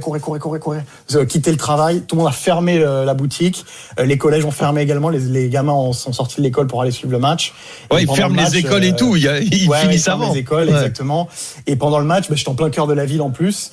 T'entends toute la ville crier en fait. Moi j'étais dans un bar, alors il se trouve que dans ce bar il y avait 5 secondes de décalage, je pense, de retard avec toutes les télés du quartier, ce qui fait que t'entendais tout le quartier gueuler avant et t'as tous les supporters qui sortaient dans les balcons pour fêter ça. Et à la fin du match, tous les bus et tout ça en train de klaxonner, c'est ambiance finale de Coupe du Monde, il y a des gens ce soir à l'Obélisque. En revanche, j'ai une tradition, c'est que les supporters argentins quand ils se déplacent à la Coupe du Monde, ils sont parfois un peu en mode zadiste quand même. Je sais pas si tu les as vus ici à Doha. Et moi, j'ai souvenir au Brésil. Ouais, ils sont à l'arrache. Ouais. Au Brésil, d'avoir vu des gars, ils venaient avec des vieux camping-cars tout pourris, tu sais, argentins. Là, ils sont pas plus bien. Et en fait, leur délire, c'était d'aller à Copacabana, de garer leur camping-car en face de la plage, et après de le laisser et de rentrer en avion. Tu sais, genre, démerdez-vous avec le vieux camping-car pourri, on vous les laisse ici. Alors moi, il y avait des trucs qui puaient, c'était infâme. Vas-y. Parce que je suis proche des supporters argentins, parce que j'en ai suivi quelques-uns avant de partir et je suis toujours en contact avec eux. La plupart, ils sont logés dans un lotissement qui est à 30 bornes au sud de Doha, qui s'appelle le Barwa. En fait, c'est le lotissement le moins cher de toute la Coupe du Monde. C'est genre l'espèce de préfabriqué tout pourri. Ils ont deux lits par chambre et juste. C'est là où était Dominique, je crois. Peut-être. Dans des bungalows. C'est les containers. Les containers, ouais. Ouais. Non, mais je crois que c'est encore pire que ça. Et en fait, là-bas, ils font des tours. En fait, ils font des tournois de foot. Ils ont créé un espèce de quartier argentin. Et on me racontait qu'ils ont volé des caddies des supermarchés, en fait, pour mettre du charbon dans les caddies et que ça leur sert de barbecue. En fait, ils mettent au-dessus du caddie. Mais où ils ont trouvé la viande? Parce que je suis allé au supermarché et tout, j'ai pas vu de la viande pour barbecue. Ouais, quand on est allé hier. Ouais, la viande. Ils ont peut-être. Peut-être ils ont buté 3 chameaux là. Tonnes de viande ramenées par ils ont fait un sadeau de chameaux. Ça m'étonnerait pas. Merci Georges. Mais franchement, des parkings à chameaux, j'en ai vu. C'est vrai. Ah ouais? Mais comment ça? Tu gardes ton chameau. Parking à chameaux. Ouais, il y a le parking Vinci Chameau. Ouais, il y a genre comme un parking avec des chameaux rangés. Mais si, c'est vrai. Mais là, il n'y a pas Vinci Chameau. Non, mais tu gardes ton chameau devant. Il y a des parkings à chameaux, c'est des bouts de terre. Enfin, les chameaux sont rangés les uns à côté des autres. Il y a des parades de chameaux. Comme des enclos, quoi. C'est comme des parkings. Ils sont capables de retrouver leur chameau derrière? Ils ont un truc pour oui, je pense que tu retrouves et tout. Enfin, je sais pas, oui, mais j'ai vu ça.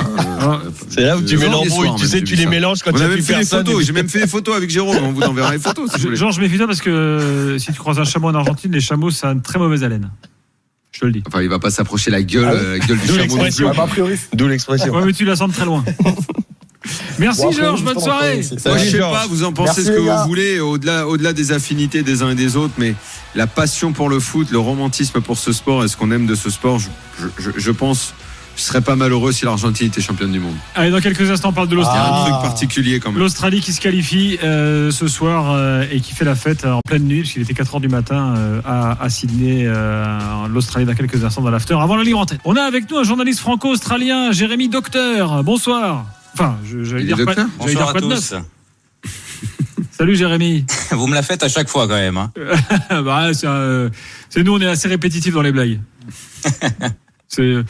Bon, dis-moi, sacrée surprise. Hein. L'Argentine qui va donc affronter l'Australie, on va en parler. Mais enfin, est-ce que tu t'attendais toi à ce que ce soit l'Australie qui passe là dans ce groupe de la France? Non, honnêtement, non. Et je pense que personne en Australie s'y attendait. Le but, c'était vraiment d'essayer d'avoir une victoire pour la première fois depuis 12 ans, ce qui a été fait contre la Tunisie. Mais après, en enchaîner une deuxième, c'est plutôt assez extraordinaire. Et surtout de sortir de la poule avec 2 victoires. Il y a un mois, même il y a un an, il y a 6 mois avec les qualifs, à quel point ça a été périlleux avec tous ces barrages, personne n'y croyait. Le sélectionneur était énormément critiqué, l'équipe aussi. Donc là, c'est vraiment la super surprise. Et puis en plus de jouer contre l'Argentine, c'est plutôt sympa quoi pour l'Australie. C'est la deuxième fois de l'histoire de l'Australie qu'il passe c'est le meilleur perf de l'Australie. 2006, défaite contre l'Italie en 8e. Exactement. Ça avait été un match tendu d'ailleurs. Oui, penalty sur la fin, transformé par Francesco. Là, sauf que là, c'était la grande Australie, Viduka et compagnie, Exactement. Harry Kewell. Oui. Là, la version 2022 est plus faible, si je me trompe pas, Jérémy, quand même. Ah oui. Ouais, ça n'a rien à voir. Et, disons qu'en 2006, tous les joueurs étaient plus ou moins au top de leur carrière dans des clubs établis en Europe pour la plupart, mais des équipes de top. Ouais, c'était un peu Angleterre et Championship un peu. Ouais, mais tout le monde jouait régulièrement. Là, on a des joueurs qui sont plutôt soit remplaçants, soit dans des divisions 2 ou dans des ligues moins en vue, quoi. En 2006, la star de l'Australie, c'est la comment on s'appelle le foot féminin là, comment elle s'appelle déjà? Mademoiselle Kerr, non, si je dis pas de bêtises.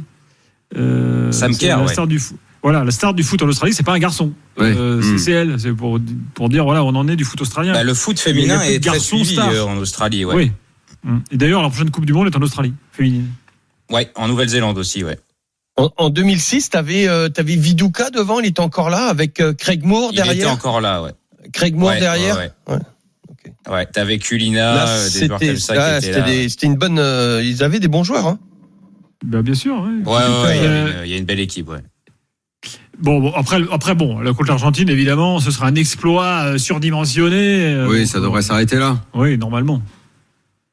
Mais c'est pas grave parce que c'est déjà bien honnêtement, personne s'attendait à ce qu'ils aillent aussi loin. C'est la 3e victoire finalement. Pour ils ont mis en lumière l'échec retentissant du Danemark, dont on n'a pas parlé. Mais le Danemark qui était présenté comme une bonne équipe européenne, qui avait fait un très bon Euro, qui restait sur 2 victoires contre la France, s'est craché complètement dans cette Coupe du Monde avec ce match cet après-midi où ils ont fini défaits par l'Australie. Et excusez-moi, mais l'Australie, si elle n'avait pas gagné ce soir avec la victoire de la Tunisie, aurait aussi pu dire merci Deschamps pour le cadeau fait aux Tunisiens avec la compo que t'as mis. Oui, c'est vrai. Les Australiens auraient pu faire la gueule. Exactement, bah oui. Jérémy, c'est où toi ton coin en Australie? Je suis pas loin de Sydney. C'est chez Gilbert. Ma famille, en tout cas, vient de là-bas. Ah, magnifique. Quel pays. Extraordinaire. Bah écoute, merci pour ce petit clin d'œil australien. Et puis on verra en 8e ce que ça donne. Je te souhaite une bonne soirée. Merci à vous. RMC After Foot, intégrale Coupe du Monde.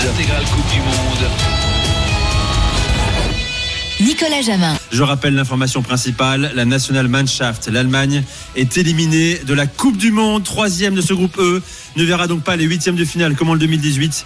Je parle là du champion du monde 2014 à 1 an et demi de son Euro. Bonsoir Polo. Bonsoir mon cher Nico, bonsoir tout le monde. Je vais t'accueillir avec ce message de Thomas Müller, Polo. Au revoir. oui, c'est pour lui. C'est pour lui, surtout. Pour lui, pas pour toi. Bon, Polo, on a vécu une soirée dingue. Tu l'as vécu aussi devant ta télé. Je rappelle que l'Allemagne, tout de même, a battu le Costa Rica 4-2, mais ça n'a pas suffi. L'Allemagne est éliminée du mondial pour la 2e fois consécutivement, Polo. Ouais, alors il y a plusieurs façons de voir la rencontre, enfin de voir les résultats. C'est ne jamais faire confiance aux autres, donc de jamais se mettre en position d'être éliminé à cause des autres. En l'occurrence, la défaite de l'Espagne face au Japon.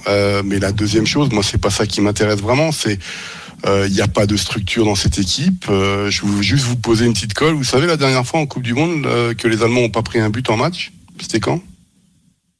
Non. C'était la finale 2014 contre l'Argentine en prolongation. Ils ont pris des buts à chaque match depuis la finale. À chaque match, ils en prennent. Bon, moi, j'ai en même temps, il n'y en a eu que 6, mais bon, quand même, t'as raison. Ah non, il y en a 3. Il y en a 2014. Bah oui, mais justement, ils s'en prennent à chaque fois 1 ou 2, donc ça devient compliqué. Là, c'est le Costa Rica quand même, donc moi je veux bien. Il n'y a pas de structure. Je sais pas quels sont les mots que va devoir trouver Hansi Flick pour expliquer cet échec. On peut bien sûr dire que l'Allemagne a dominé le Japon, mais quand tu as 20 minutes d'absence et que tu te prends 2 buts, t'as le droit d'avoir des absences, mais t'es pas forcé de prendre 2 buts à chaque fois, quoi. Donc ça fait beaucoup.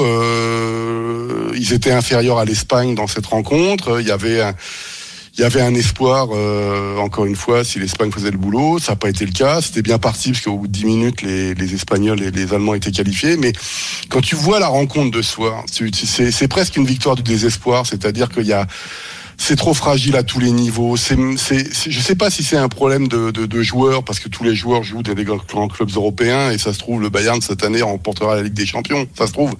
Et on dira, quel super joueur, etc. Non, est-ce que c'est la fatigue? Est-ce que c'est autre chose? Moi, je sais pas, c'est pas l'Allemagne. Tu dis quoi, toi? Tu penses quoi? Moi, je pense surtout que l'Allemagne est en train d'être déclassée mondialement, tout simplement, et que les nouvelles générations de joueurs sont pas à la hauteur des anciens, quoi. Donc, pour moi, c'est l'Allemagne qui doit se regarder dans un miroir, et c'est les jeunes qui doivent se regarder par rapport aux anciens. C'est pas l'Allemagne qui se compare au Brésil, à la France aujourd'hui, à l'Angleterre, ce que tu veux. C'est ce football-là. Quand tu vois, j'ai jamais connu moi une nation, notamment à l'Euro 2000, j'ai jamais eu autant connu une nation qui faisait de son football l'image de ce qu'elle est. J'ai jamais connu ça, même au Brésil ou partout. Ce qu'on a appelé le bug de l'Euro 2000, etc., où tout le monde se posait la question, qu'est-ce que c'était que l'Allemagne au XXIe siècle, etc., avec l'échec. Là, ça fait 2 fois de suite, donc ça n'arrive pas normalement que l'Allemagne se fasse sortir 2 fois de suite. Donc les autres pays ont évidemment le droit de progresser, c'est pas la question. Mais quand je vois la qualité des joueurs, et même si on peut dire qu'il y a plus de 9, les latéraux sont moyens, tout ce qu'on veut, etc., j'ai du mal à expliquer beaucoup de choses, sauf à chercher dans le détail le fait que comment se fait-il quand Hansi Flick met Kimmich au poste d'arrière droit alors qu'il l'a jamais fait pendant 2 ans. Je peux trouver des choses comme ça. Polo, est-ce que c'est pas Flo, vas-y. Ouais, je t'écoute et effectivement je suis d'accord avec toi, mais je crois que tu as la solution dans ce que tu dis et tu n'évoques pas Flick précisément, parce que quand tu dis les joueurs, tu les as. Quand tu dis, tu parles d'une nouvelle génération, elle est là quand même. Füllkrug, il est là devant, il joue pas titulaire, mais ils ont les joueurs, tu l'as dit. Et tu as donné cette stat sur la défense qui était, tu sais, traditionnellement, même dans l'esprit des gens qui ont la culture du foot, c'est de la solidité avant tout. Et quand tu vois que, tu l'as dit, et nous, on va en parler d'ailleurs encore sur les latéraux, cette liste de défenseurs centraux, ces défenseurs centraux qui jouent latéral, et ben, en Allemagne, c'est pareil. Süle, il commence arrière droit, puis finalement il trouve la charnière Süle-Rüdiger, puis Kimmich qui joue milieu depuis des années, il le remet arrière droit. Puis moi, c'est pas ce à quoi j'étais habitué avec l'Allemagne. C'est la même chose que l'Euro 2021. C'est-à-dire qu'en fait, tu commences une compétition, tu connais pas ton 11, ça se passe mal et tu bricoles pour essayer de trouver quelque chose. Pour moi, enfin, tu vois là pour le coup, je suis pas pour incriminer toujours l'entraîneur par rapport à des joueurs qui parfois sont pas à la hauteur. Mais quand là tu n'as pas, et je dirais un peu la même chose parfois pour Deschamps, on va en parler tout à l'heure, quand tu n'as pas la structure, quand tu n'as pas la logique, que tes joueurs ne la connaissent pas eux-mêmes, moi j'ai pas envie d'incriminer. Et là, en première période, à un moment donné, avant que ça craque, chacun a fait son erreur défensive. Süle, Kimmich un peu, Rüdiger Raum aussi, et Rüdiger. Jamais on a vu ça. Et maintenant voilà que Neuer relâche un ballon qu'il relâchait jamais. Enfin, il y a un truc voilà, et c'est quand même, alors Neuer c'est autre chose. Moi je pense quand même que la structure et donc celle mise en place par un sélectionneur qui a la main sur ça n'était pas présente. Non mais les gars, il y a aussi, après Polo. Il y a aussi un truc, Polo. Hein, tu sais que je suis particulièrement aussi la sélection néerlandaise. Alors on me dit ah ouais, les Néerlandais, ils ont pas une génération de.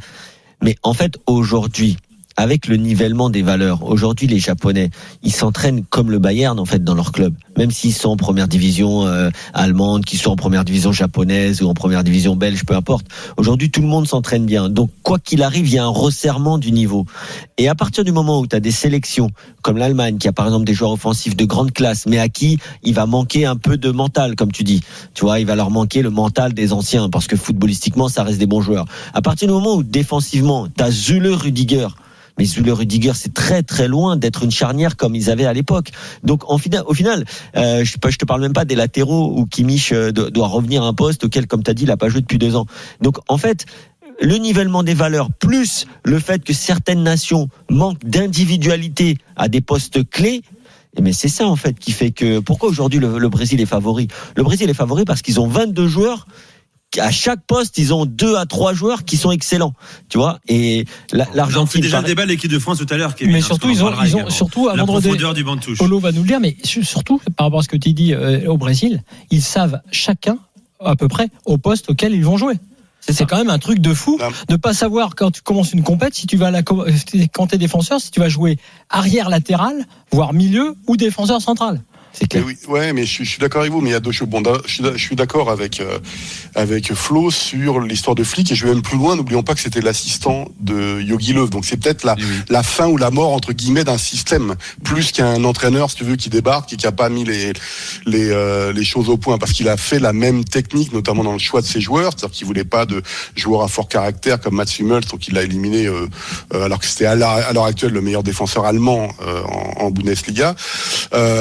Ça, c'est une chose. La deuxième chose, c'est que tu parles du nivellement. Ok, mais moi, je vois aussi des Allemands qui ont encore ce soir quelque chose comme 28 ou 30 occasions. Mais bien sûr. C'est-à-dire que le Japon, moi, j'adore le Japon, donc c'est pas une vraie surprise. C'est pour ça qu'on parle du Bayern depuis tout à l'heure, mon cher Polo, quoi. Sauf que le Bayern gagne, hein. Sauf que le Bayern avait un avant-centre polonais et a maintenant un avant-centre sénégalais, par exemple. Oui, mais ce que je veux dire par là, c'est que il y a aussi 28 occasions ou 26, je sais plus, contre le Japon. Et ils marquent qu'un seul but, et dès que c'est fragile, ils en prennent 2 derrière. Donc je veux bien qu'il y ait un nivellement des valeurs. C'est pour ça que je te parle de nivellement des valeurs et du fait que tu n'es pas l'individualité. Je suis désolé. Mais bien sûr, mais que tu n'es pas l'individualité qui te fasse la différence au bon moment, au bon endroit, comme le Portugal avait un moment Cristiano, comme l'Argentine a pu avoir Messi, comme le Brésil a Neymar ou Vinicius, la France a bien sûr Kylian Mbappé. Mais l'Allemagne a été 4 fois championne du monde, on ne parlait jamais de ses individualités. Pour moi, c'est autre chose. Aujourd'hui, le football a changé. Le football, il a changé, Polo. Ouais, mais l'Italie est championne d'Europe avec un collectif. Avec un collectif, c'est pas. Non, moi, je pense quand même que la structure allemande. Elle est où? Il y en a pas. Il y en a pas. C'est-à-dire que, en fait, c'est une équipe qui est portée depuis des années au nom d'une révolution footballistique qui, à mon avis, était nécessaire, mais il y a peut-être aussi des défauts.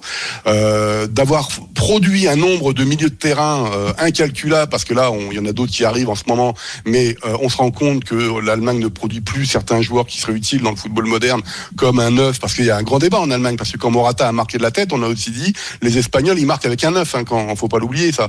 Et en fait, en Allemagne, on a envie d'un retour du 9. Mais au-delà de ça, moi, je trouve, encore une fois, mentalement, ces nouvelles générations allemandes extrêmement fragiles. Et ça veut pas dire qu'ils sont pas bons. Ils remportent 2 fois sur 3 le championnat d'Europe espoir. Et quand tu passes le cut des grandes compétitions, ils n'y arrivent pas, ils n'y arrivent plus. Là, 2018-2022, avec un Euro 2021 raté, ça fait beaucoup à l'échelle de l'Allemagne. Tu veux dire, Polo, fini l'Ubermensch, le surhomme allemand. Là, ça me semble un petit peu compliqué à ce niveau-là, mais de savoir d'où ça vient, c'est ça qui m'intéresse. Est-ce que c'est une Coupe du Monde, tu me dis, ce que t'en penses, toi qui les suis depuis très longtemps. Est-ce que c'est une Coupe du Monde ratée ou est-ce qu'ils ont raté une mi-temps face au Japon? Ils ont raté 20 minutes contre le Japon. Mais je pense que les problèmes sont là. Parce que pour le même prix, l'Espagne, ils sont éliminés, tu vois. Mais je sais. Oui, enfin, ils avaient aussi le droit de taper l'Espagne sur le match 2. Mais d'accord. Mais bon, après, là, c'était un gros match. C'était équilibré. Oui, bien sûr. Mais il était un peu en dessous aussi. Donc, le problème, ils étaient en dessous de l'Espagne. Je pense quand même que quand tu es en dessous de l'Espagne, attention sur l'analyse du Japon quand même, juste sur le premier match et sur le troisième. Ils font la même erreur, entre guillemets, de pas être du tout impressionnant en première période. À la première mi-temps, Allemagne-Japon, je me dis, derrière 3-0, et tu te dis, c'est réglé, même, tu peux pas imaginer ce qui va se passer. Ça existe plus, ça, 3-0. Non, mais oui, mais sauf qu'en première période, d'ailleurs, il y a un but de Gundogan, je crois, qui est refusé, on croit que c'est le deuxième, enfin bref. Le Japon est revenu à chaque fois, a été capable de changer de visage très rapidement. Et ça, d'ailleurs, il y a peu de sélections qui arrivent à changer de visage à ce point. Donc, le Japon, ils n'ont pas joué, eux, que 20 minutes. Et ils ont un truc qui est quand même qu'aujourd'hui, Japon et Corée ont montré une énergie, une intensité, et ils ont eu l'occasion de se préparer peut-être plus que d'autres d'ailleurs, y compris en termes de matchs amicaux, et que ça compte aussi dans des compètes comme celle-là. Oui, mais regarde, l'Argentine, Kevin, excuse-moi. Juste Nico, très rapidement, mais l'Argentine qui sera peut-être championne du monde, j'en sais rien, en tout cas qui refait partie des favoris, parce qu'ils ont fait un très bon match hier, même s'ils ont joué contre une équipe fantôme, mais l'Argentine, pour le même prix, ils auraient pu aussi être éliminés, tu vois, donc ça veut dire qu'ils perdent aussi contre l'Arabie Saoudite, et derrière, ils sont juste pas avec l'Espagne et le Japon. Mais Messi marque à la 63e minute lors du match 2, alors que l'Argentine n'a aucune solution. Bref. Est-ce que Müller, le titulariser Müller, ça c'est une question pour Polo. Est-ce que c'est pas étonnant avec, si tu vois, on parlait de trucs générationnels dans certaines, c'est souvent des bascules générationnelles dans les coupes du monde. Tu t'aperçois que certains vont un peu au bout de l'histoire et qu'il faut déjà arriver à changer. Moi je dis que Deschamps était sauvé. Eden Hazard, c'est le même. Exactement. Pour la Belgique. La Belgique est un archétype de la vieille équipe qui n'a pas eu la chance. Je vais aller plus loin. Martinez n'a pas eu la chance d'avoir les blessés qu'a eu Deschamps. Deschamps a dû changer contraint. Sinon, c'était mon avis tranché de juin quand on savait pas encore, en disant les Pogba, les Griezmann et les autres, je me suis trompé sur Griezmann, seront peut-être en bout de course et ce sera compliqué. La Belgique n'a pas eu ça, c'est compliqué. L'Allemagne est une sorte d'intermédiaire entre anciens et nouveaux, et les nouveaux, il les fait entrer quand ça va pas, quand il faut faire la diff. Fulcro Grant, il fait son job, il marque les buts. Il n'a pas été incroyable aujourd'hui, mais bon, il a marqué. Donc c'est vrai qu'il y a quand même un souci. Et sur l'efficacité, je rejoins, c'est Bruno, c'est ça. Oui. C'est vrai que t'as beau empiler, là aujourd'hui, tu mets Gnabry, Sané qui semblait faire la gueule parce qu'on joue pas de son côté, et Moussiala qui fait des diffs incroyables dans la surface. J'aimerais pas jouer contre lui à l'Urban d'ailleurs au passage, mais devant le but, Havertz rentre et marque ses 2 buts. Fulcro Grant. Oui, mais Havertz, il a joué le premier match, Flo, et il était titulaire, et l'Allemagne a perdu contre le Japon. Donc encore une fois, je suis désolé d'y revenir, mais aujourd'hui ils mettent 5 buts. C'est pas aujourd'hui qu'ils sont éliminés. Ils sont éliminés sur 20 minutes contre le Japon. L'Allemagne est éliminée ce soir parce que le Japon a battu l'Espagne aussi, messieurs. Oui, il y a ça. Parce que l'Allemagne a perdu contre le Japon, certes. Il n'y a pas que ça. Il n'y a pas que ça. C'est complexe. Non, mais depuis 2014. Sur les 5 matchs où il y a eu le plus d'occasions, l'Allemagne est en 1er, 3e et 4e place. Donc ça, c'est un football qu'ils ont développé, issu du Joachim Löw, Klinsmann, puis ensuite du Joachim Löw, etc. Et à chaque fois, c'est soit match nul, soit des défaites. Bon. C'est-à-dire que désolé, mais moi en tant que le nombre d'occasions, et que ça se transforme pas en but, c'est un problème d'efficacité. Et donc la façon la plus simple de résoudre un problème d'efficacité, c'est d'avoir un grand buteur. De former des neufs, réaxer la politique tourne, sur la formation ça de tourne grands neufs en Allemagne. Bah Ce que je veux dire, c'est que l'un n'empêche pas l'autre, hein, Polo. Tu peux choisir de former plus de très bons milieux de terrain, que ce soit défensif, Nico, offensif, relière, mais également des numéros 9. Tu as raison, mais regarde, l'histoire vaut en général sur cette histoire de 9. Se dire que tu peux, je ne dis pas qu'il faut absolument en avoir, mais je dis que avoir l'idée incroyable que tu peux t'en passer complètement est hallucinant. Exactement. Je pense à l'Espagne. Je pense à l'Espagne qui encore là cette année s'en remet quelque part à Morata, qu'ils ont conchié, qu'ils ont humilié, oui, Morata est là, Giroud conchié, humilié, écarté, repris. Donc je dis pas que tu peux pas réussir sans. L'Espagne l'a montré à une époque. Oui, ponctuellement tu peux y arriver à mettre des buts avec n'importe quel joueur de ton équipe. Mais dire à l'inverse, on n'a plus besoin de 9 dans un foot moderne, dans un nouveau foot, c'est une connerie. On va parler de l'Espagne après, Nico. On parle de l'Espagne avec Fred Hermel dans un instant. Polo, je vais te libérer. Voilà. Tu as encore les dépendances dans ce mondial, je le rappelle. La Suisse encore, est encore là, mon cher. Qui va se qualifier demain. Qui va se qualifier demain. On en parlera également ce soir. Bonsoir Fred Hermel. Hola chicos. Oh là là, c'était chaud Fredo. L'Espagne, pendant 3 minutes ce soir, était éliminée. 3 minutes seulement, mais 3 minutes pour flipper. Alors, on va en parler avec toi dans un instant. Fred, mais on va d'abord faire un truc. On va aller à Tokyo, si tu le veux bien. Ah bah oui. Parce que le Japon est la sensation pour l'instant de ce début de Coupe du Monde. Le Japon a battu l'Allemagne de buts 1. Le Japon a battu l'Espagne de buts 1. Dans la même configuration, dans le même récit narratif de match, mené 1-0. Et à chaque fois, arrive à réinverser le score. Je vais tout de suite rejoindre Florent Dabadi, journaliste basé à Tokyo. Salut Florent. Salut à tous, bonsoir.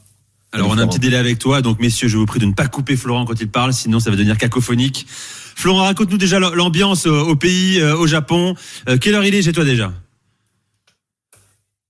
Alors il est 6h du matin, ça a crié dans les chaumières sur les tatamis pendant toute la nuit. Je pense que les Japonais vont avoir une journée un petit peu endormie mais heureuse. Et c'était surtout un match extraordinaire tactiquement, mais je pense qu'on va en parler. Et tu peux en parler maintenant justement, la victoire des Japonais, qui je le rappelle, ont déjà joué des huitièmes de finale de Coupe du Monde. La dernière fois c'était en 2018. Contre la Belgique, ils menaient 2-0 contre la Belgique avant de s'incliner dans les dernières secondes de la rencontre, 3-2. La suite on la connaît, la Belgique est sortie en demi-finale par l'équipe de France. Huitième de finale également en 2010 en Afrique du Sud, huitième de finale en 2002, mais jamais de quart de finale pour le Japon qui affrontera donc la Croatie. Tu voulais parler d'un point tactique également. Vas-y Flo, je t'écoute. Oui, c'est surtout leur tactique de départ qu'ils avaient annoncé. C'était un 3-4-2-1 avec au milieu quatre milieux pour empêcher les petites combinaisons, les triangles espagnols. Donc à la limite, ils laissaient déborder les arrières espagnols. Ils se sont fait prendre à ce jeu-là sur le but de Morata. Mais ce qui était incroyable, c'est que tous les consultants, anciens joueurs, Nakamura, Shunsuke, Nakata, Hidetoshi, à la mi-temps, sur la télé japonaise, disaient non, mais ça va, on est bien en place, on sait ce qu'on veut faire. Et en deuxième mi-temps, ils ont sorti toutes leurs cartes, comme contre l'Allemagne, dont Dohan, qui a été hallucinant dans les duels, dans la puissance, alors qu'on dit que les Japonais ne sont pas puissants. Et c'était incroyable la façon dont ils ont changé leur système. Donc bon, c'est bien sûr c'est un résultat et c'est plus facile de commenter ça maintenant dans la victoire, mais franchement chapeau. Fred, alors je vais vers toi enfin, tu patientes, merci. Comment commente-t-on cette fin de phase de poule pour l'Espagne? Luis Enrique est en tendance sur tous les réseaux sociaux, victoire, défaite 2-1 face au Japon. Est-ce qu'on se dit aussi que peut-être on l'a un peu cherché ou presque fait exprès comme beaucoup le sous-entendent? Non et non. Voilà. Mais l'Espagne a été éliminée pendant 3 minutes quand même. Virtuellement éliminée. Mais à aucun moment, l'Espagne n'a essayé de terminer deuxième en pensant que jouer contre le Maroc serait moins dangereux que contre la Croatie. Je pense même que c'est plus dangereux. On y reviendra après. Je suis d'accord avec toi, Fred. Voilà. Et puis, vu les caractéristiques de l'Espagne, ça me semble beaucoup plus, la verticalité des Marocains me paraît beaucoup plus dangereux que la Croatie, même si la Croatie, qui elle pouvait priver le ballon, priver l'Espagne de ballon, était un rival très compliqué. Mais on y reviendra tout à l'heure. Ensuite, je suis désolé. Moi, avant ce mondial, j'avais mes doutes sur l'Espagne. Bon. Après 7-0 contre le Costa Rica, j'avais mes doutes en disant c'était un entraînement. Même Luis Enrique reconnaissait que ça avait été un petit peu trop facile. Après le match contre l'Allemagne, les dernières 20 minutes de l'Espagne avec les changements m'avaient inquiété. Et ce soir, l'Espagne a montré ses limites. C'est-à-dire qu'il n'y a pas de leader dans cette équipe. C'est-à-dire que à un moment où il a fallu serrer les fesses en se disant oh là là, on est en dehors du mondial, eh ben il y avait personne. Il y avait pas Sergio Ramos pour gueuler. Il y avait Luis Enrique. En plus, Morata, on va savoir s'il est sorti sur blessure ou pas. Il a peut-être une petite gêne, parce que ça me paraît incroyable que Morata soit sorti. Mais le problème, c'est qu'avec un sélectionneur qui ne prend pas les meilleurs buteurs espagnols que sont Iago Aspas ou Borja Iglesias. Non, mais à un moment il faut voir les choses. C'est-à-dire que quand il fallait marquer les buts, là il n'y avait pas de numéro 9, parce que Morata est sorti a priori, on aura des confirmations sur un petit problème physique.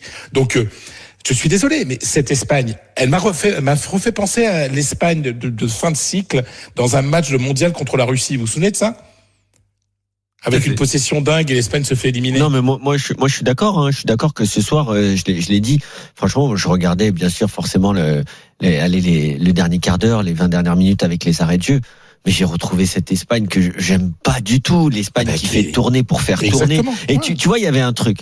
Et je sais que dans le football espagnol, qui s'inspire quand même un petit peu du football hollandais notamment, c'est pas ce qu'on demande. Il n'y avait aucun relais qui était sauté pendant au moins 5, 6, 7, 10 minutes. Ils jouaient à toi. A, B, C, D. Ils essayaient de marquer, parce qu'ils avaient peur. Ouais, mais je sais, mais ils étaient toujours dans une espèce de sécurité aussi, avec un manque de verticalité. Alors oui, les Japonais ont bien défendu en bloc très bas. C'est des joueurs qui sont très disciplinés, etc. Il y a eu 2-3 situations, notamment Dani Olmo, là, qui à un moment trouve un 1-2 et se précipite pour frapper du droit. Mais voilà, il leur manque quand même quelque chose. Moi, je les mets pas dans les favoris pour. Mais moi, c'est ce que je dis depuis le début. Je me suis fait insulter. Il y a aucun joueur espagnol. Tu te fais insulter, Fredo? Ah mais oui, bien sûr. Après le 7-0 sur les réseaux sociaux, sur en Twitter, espagnol ou en français? Non, en français, en me disant tu critiques Luis Enrique. Alors t'as vu, il a mis 7-0. Oui, mais enfin, ça fait quand même 30 ans que je suis le foot espagnol. Vous prenez les 26 espagnols, il y en a aucun joueur n'est dans les 3 meilleurs mondiaux à son poste. Donc collectivement, quand ça marche, c'est magnifique l'Espagne, parce que ce sont des joueurs qui techniquement régalent. On est tous d'accord là-dessus. Mais dès qu'il y a un petit problème, il n'y a pas l'élément différenciateur. C'est vrai. Il n'y a pas Neymar, il n'y a pas Messi, il n'y a pas Mbappé. Et dans la difficulté, il n'y a pas de réaction possible. Et il n'y a pas de leader. Il n'y a pas un mec, il n'y a pas un Ramos avec les cojones. Et ce soir, sincèrement, les critiques en Espagne sont terribles, en se disant, d'ailleurs, c'est assez rigolo parce que As et Marca font le même titre, Danke Havertz. Merci en allemand, merci Havertz. Parce que l'Espagne s'est qualifiée parce que Havertz a marqué des buts pour l'Allemagne. Non mais sinon l'Espagne était dehors. C'est vrai que c'était un moment d'éclaircie grâce à Havertz. Au milieu de l'Havertz, t'as raison. Pas mal. Alors les gars, je veux qu'on revienne quand même sur une image qui va rester dans cette Coupe du Monde. Ce but, le deuxième japonais que personne ne voulait valider après le ralenti qu'on a tous vu sur notre écran. Alors je rappelle quand même les gars, et nous avons des images, je ne sais pas si elles vous ont échappé, si elles sont arrivées sur vos téléphones cellulaires, que c'est la circonférence du ballon qui fait foi. Il ne faut pas que le ballon, pour être très clair, touche la ligne pour estimer qu'il est totalement sorti ou qu'il n'est pas sorti des limites de jeu. C'est-à-dire que la partie haute du ballon, sur l'image que nous avons aussi également, je ne sais pas si vous l'avez, le ballon est encore pour quelques milliers de centimètres, quelques millimètres dans la surface du terrain. Mais Nico, même si on n'avait pas la certitude que, comme tu le dis, un bout de la circonférence du ballon était au-dessus de la ligne. On est en plein dans le débat sur la VAR. Pendant 150 ans, on a accepté ces actions-là, avec peut-être la part d'erreur humaine qu'il pouvait y avoir. Et aujourd'hui, on passe 10 minutes à essayer de savoir. On va pas faire le débat de la VAR ce soir, quoi. Si. Parce que si on peut parler du 8e déjà. Oui, alors justement, sur l'Espagne-Maroc, mon cher Fredo. Pourquoi le Maroc c'est dangereux? Notamment avec un certain Achraf Hakimi qui connaît très très bien l'Espagne, puisqu'il est moitié espagnol. Grosse communauté marocaine en Espagne, Fred. Ouais, et puis Achraf Hakimi est de Montréal. Je crois même qu'il est né en Espagne. Oui, d'ailleurs, il est né en Espagne. Il est né en Espagne. Non, mais en fait, le gros problème de cette Espagne-là, c'est qu'on le savait depuis le début, c'est qu'en contre, elle pouvait être extrêmement fragile. C'est-à-dire que au moment de la perte de balle, s'il n'y a pas une récupération très rapide, cette Espagne peut souffrir. Et quand on voit le côté vertical des Marocains, et surtout, c'est l'énergie qu'a le Maroc et que ne semble pas avoir l'Espagne. La Belgique également, on avait beaucoup de larmes, notamment celle de Romelu Lukaku, qui a vécu un cauchemar, qui a eu 4 voire 5 grosses occasions. Et c'est quand qui même n'a pas marqué. C'est révélateur un peu, on en parlait avec Kevin là, hors antenne, et moi je regarde vraiment beaucoup les neufs, j'aime beaucoup ce genre de joueurs, c'est très très dur mais pas très étonnant par rapport à ce qui lui arrive depuis un an. Je pense que dans son prime, il y a, je sais pas, 1 an et demi, il aurait mis l'une de ses occasions. Son prime à l'Inter, exactement. Ouais, et je pense que là, il a perdu un truc que tous les attaquants connaissent, c'est la confiance. Il n'a pas le bon body language, il ne sent pas l'erreur de Lovren, enfin, il n'anticipe pas une erreur éventuelle. Quand tu es derrière, gardien, défenseur, si le centre n'est pas bon, tu ne peux que espérer une erreur d'un défenseur ou d'un gardien, et ça n'importe quel attaquant le fait, n'importe quel attaquant tacle avant le centre sur certains tirs, etc., etc. Il n'a pas ces gestes-là. Il avait presque raté ses occasions avant de les mettre. Il se mettait une énorme pression, notamment cette balle de la tête. C'est vrai que c'est Lukaku. Je pense que c'est terrible. J'ai entendu Eric Dimeco qui a dit la phrase juste. Je pense qu'il va pas dormir. Il va très mal dormir. C'est très dur. Mais en revanche, sur le global de cette équipe-là, on le disait tout à l'heure, le destin annoncé d'une équipe vieillissante. C'est De Bruyne lui-même qui l'a dit dans cette Coupe du Monde.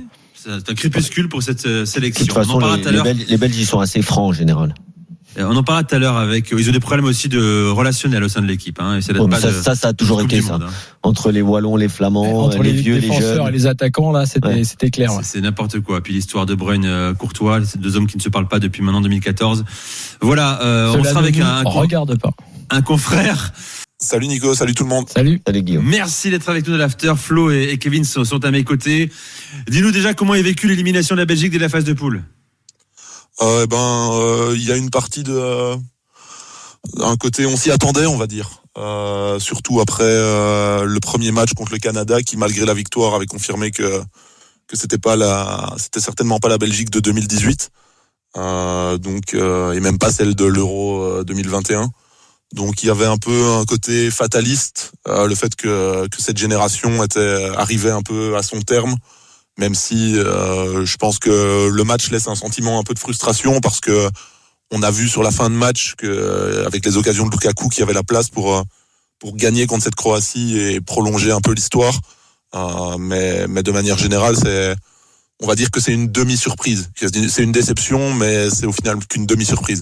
Tout le monde on est dans ce fameux schéma, tu sais, de fin de cycle où tout le monde le sait, mais c'est tellement compliqué avec le même sélectionneur de changer. Tu n'as pas encore la certitude de pouvoir le faire, de devoir le faire, que tu attends d'aller dans le mur, de casser ta voiture pour changer, réparer et garder vraiment le nécessaire. C'est le destin de ces équipes-là, sauf que à la différence de celles qui parfois avaient gagné avant d'arriver à cela. Comme l'a dit sans concession là, Thibaut Courtois, je lis ses réactions là d'après élimination. Lui, il dit génération dorée peut-être, mais on n'a rien gagné. Donc il dit doré, oui, techniquement impressionnant, des beaux parcours, mais rien au bout. Donc tu vas dans le mur, mais en plus avant, même dans tes temps forts, t'as pas gagné la compète qui aurait pu te changer un peu l'histoire de ta sélection. Donc c'est dommage. Je note quand même après un manque d'âme en dehors de tout le reste, de côté fin de cycle, de fatigue, plus que l'âme, vieillesse. Un manque de cohésion. Ouais, voilà. Et donc ce qu'on disait tout à l'heure sur l'atmosphère au sein de la sélection, sur les inimitiés qui existent dans plein d'équipes, mais qui, quand elles ressurgissent à ce point sur le niveau de l'équipe, sont pas tolérables. Là, il y a un travail derrière pour celui qui va prendre la suite qui est énorme. Et je pense que s'il y a eu la décision de Martinez de partir aussi vite, c'est que tu vois, dans ces cas-là, tu ne peux pas faire autrement, parce que lui doit savoir que de toute façon, c'est injouable. De partir aussi vite, il était arrivé il y a maintenant 6 ans, je crois. Non, je parle là après l'élimination de voilà. Annoncé juste après. Il a annoncé, voilà, c'est clair, c'est net. En gros, c'est fini. RMC After Foot, intégrale Coupe du Monde. Gilbert Brivois. On a avec nous Stéphane qui est un spécialiste du foot camerounais qui est là. Stéphane, bonsoir. Oui, bonsoir tout le monde, bonsoir à tous les auditeurs et tout le panel. Dis-moi Stéphane, tu te dis quoi? Victoire de prestige, magnifique, ou alors tu as des regrets parce que tu dis que la qualif elle était pas loin? Oui, bien sûr, victoire de prestige, déjà dans le sens où certaines personnes ne nous voyaient pas sortir de cette poule au minimum avec un point. On était parti comme étant le tocard dans cette poule, mais on a répondu présent, on a avec un groupe assez soudé. Je pense que dans l'ensemble, ça a été assez intéressant. C'est quand même le Brésil qu'on a eu en face aujourd'hui. Des regrets peut-être parce que face à la Suisse, on aurait pu faire mieux. On a perdu 1-0 sur un coup du sort, notamment avec le but de Brel Mbolo, né à Yaoundé, grandi en Suisse. On pense quand même qu'on aurait pu faire beaucoup, beaucoup mieux quand on regarde ce que les joueurs ils ont présenté face à la Serbie. Je pense que ça nous laisse un petit goût amer, mais quand même, quand on sait qu'on a gagné le Brésil en face, il y a de quoi être satisfait parce que le Brésil, c'est quand même l'un des grands favoris de cette compétition, et ça, il faut le dire. Et alors, à signaler un truc qui n'est jamais arrivé en Coupe du Monde, on en a parlé pendant le match tout à l'heure, tous les continents sont représentés. Oui, ça c'est jamais arrivé. Océanie, Amérique du Sud, Amérique du Nord, enfin, Europe évidemment, Afrique, Asie, tout, voilà, tout le monde est là. Mais ça, c'est très bien. C'est la Coupe du Monde. Aussi, alors, parlons du Portugal, les gars. Nico Villas nous rejoint. Nico, bonsoir. Oh, la viva. Salut Nico. Kevin disait tout à l'heure, avant de revenir sur le match du jour, Kevin disait tout à l'heure qu'il était bien content de jouer la Suisse plutôt que la Serbie. Est-ce que tu partages cet avis ? Franchement, moi, j'avais pas de préférence, j'avais pas de non-préférence. Peu importe. Après les Serbes, il y a l'espèce de traumatisme qui reste de la phase d'élimination, de la phase de groupe, puisque les Serbes avaient gagné, ils avaient envoyé les Portugais en barrage. Les Suisses, c'est pas forcément un bon souvenir pour les Portugais. Moi, je me souviens de certaines campagnes où ça avait été un peu tendu, et puis moi, je les trouve chiants à jouer, les Suisses. On disait tout à l'heure, ils avaient gagné 3-1. Vous avez gagné 3-1 quand même en demi-finale de Ligue des Nations. Ouais. Mais avec après, c'est une autre compète. Je trouve, moi, c'est vraiment une autre Suisse aussi. Là, moi, je les trouve hyper solides. Mbolo est super bon. Shaqiri, je sais pas ce qui lui arrive. Le mec, il fout rien depuis 10 ans. Il se réveille là, à la Coupe du Monde. Shaqiri, il est bon qu'en équipe de Suisse, lui. Shaqiri, j'ai compté tout à l'heure. Il a marqué à toutes les compétitions internationales. C'est fou, Euro et Coupe du Monde avec des 2 buts, 3 buts à chaque fois décisifs. C'est dingue. Mais moi, franchement, j'avais pas de préférence, ni de crainte particulière d'ailleurs, Non, mais pas de crainte. Je veux dire par là, j'étais pas flippé par l'un par l'autre, ni plus rassuré par l'un ou par l'autre, si tu veux. Alors le Portugal, comme la France et le Brésil, donc a perdu. Est-ce que ça c'est un problème ou finalement on se dit c'est dernier match, peu d'importance? Comment c'est vécu au Portugal? Alors déjà il y a forcément une pointe de déception. Alors même si les Portugais étaient déjà qualifiés, qu'ils étaient quasi assurés de terminer premier du groupe. Faut dire, alors déjà, c'est toujours pareil. Il y a une particularité, là, j'étais en train de regarder un peu les stats tout à l'heure. Depuis 94, c'était pas arrivé que aucune équipe, aucune nation ne termine avec, ne fasse le plein de victoires. Voilà, il y avait au moins une équipe. Oui, c'est vrai, ça. Et depuis, il y a aucune équipe qui a fait le plein de victoires en phase de groupe. C'était pas arrivé depuis 94. Voilà, à l'époque, il y avait, je crois que c'était le Brésil et l'Allemagne qui avaient fait 7 points. Donc ça fait quand même, ça veut dire quelque chose, peut-être aussi, déjà. Il n'y avait pas 98 la France, non? Non. Ils font pas 9 points? Non. Si, justement, il y avait au moins une équipe. Oui, d'accord. Oui, à chaque fois, tu avais au moins une équipe qui avait fait. Mais si tu veux, là, ce qui se passe, il n'y a aucune équipe qui a fait 9 points. C'était pas arrivé depuis 94 en phase de groupe. Et là, il y a une particularité, mais c'est la même que pour la France. Santos, il a fait 6 changements par rapport au dernier match. Donc, ça veut dire, quand tu regardes le match, on peut l'analyser de plein de façons différentes. Je vais pas atténuer les manquements qu'il y a pu y avoir dans l'équipe du Portugal aujourd'hui. En revanche, on peut les expliquer. Il n'y avait pas forcément d'automatisme. Tu avais une défense qui était renouvelée. Il y a toujours eu ces espèces d'absences, ces fameux trous d'air là dont Santos parle constamment. Ils ont encore encaissé un but sur coup de pied arrêté. Santos a expliqué après devant les journalistes. Moi, ça m'a rappelé le but qu'on s'était pris contre la Serbie, le fameux dernier match de la phase de groupe, but sur corner de Mitrovic. Ça a un peu rappelé ça également. Il y a eu des absences. Il y a aussi eu des choses positives. Vitinha a joué, il a été super bon. Et surtout, alors celui qui a fait un match de dinguissime, mais c'est Diogo Dalot. Dalot, il a été monstrueux. Les deux, vraiment. Du coup, là, Guerreiro, il va peut-être sauter du 11 avec un Cancelo à gauche. Au milieu de terrain, il a des choix de riches. Et en revanche, moi, c'est vraiment le truc qui me... c'est toujours le point d'interrogation autour de ce Portugal-là. Ils ont un super groupe, mais moi, je suis incapable de vous dégager aujourd'hui l'attaque idéale du Portugal. Ronaldo, il a pas fait un bon match. Après moi, dans le jeu ça va, dans le jeu c'est surtout dans la réalisation, je trouve que il hésite un peu. Je suis d'accord, moi aussi je l'ai pas trouvé mauvais. Dans le jeu ça va, mais trop souvent, il était super mal placé. Les occasions qu'il a, c'est à chaque fois. Tu sais ce que je déplore moi, c'est la vivacité pour finir en fait. Moi ce que je déplore, c'est tu sens qu'il pèse sur les adversaires, peut-être d'ailleurs de façon inconsciente, d'un point de vue mental, tout ce que tu veux. Mais moi surtout ce que je reproche, c'est les mecs avec qui il joue. ils n'utilisent pas ces appels, justement l'obsession qu'ont les adversaires vis-à-vis de lui pour profiter de ces espaces-là, pour faire autre chose. C'est-à-dire que en deuxième période, notamment jusqu'à ce qu'il sorte à la 66e, ça en devenait caricatural. C'était faut balancer, faut qu'il marque. C'est pour Ronaldo, c'est pour Ronaldo. Mais à un moment, les gars, profitez des espaces, prenez la profondeur. Les mecs qui ont joué Raphaël Léao, il a fait une entrée encore, les gars. Moi, je veux bien les mecs qui militent pour lui, hein. Mais les 2 entrées qu'il fait, elles sont catastrophiques. Non, mais ça c'est ce que je dis. C'est vraiment ce que Après, je ressors. il marque contre le Ghana aussi sur le premier match. Peu importe, parce que là, on est sur l'exigence du haut niveau. L'attitude est pas bonne. Raphaël Léao, je veux bien qu'il soit meilleur que João Félix et qu'il fasse une saison exceptionnelle l'an dernier, meilleur joueur de Serie A, etc. Moi, je milite aussi pour qu'il débute. Mais je suis désolé, quand tu es un joueur de haut niveau, tu n'as absolument pas le droit de rentrer comme tu es rentré sur les 2 derniers matchs du Portugal. C'est un scandale. Avec le ballon, tu fais rien. On aurait dit que tu boudes. Sans le ballon, ton équipe contre l'Uruguay, elle doit défendre un résultat. Mais quand je te dis qu'il marche, c'est que c'était ridicule. Ghana-Uruguay, les gars. Alors évidemment, c'est l'Uruguay qu'on scrutait de près parce que ils étaient à un doigt de la qualif et finalement ça l'a pas fait. Alors les pleurs de Suarez. Vous avez vu que les Argentins, Scaloni a dit il y a trop d'émotions, il y a trop de pleurs, voilà.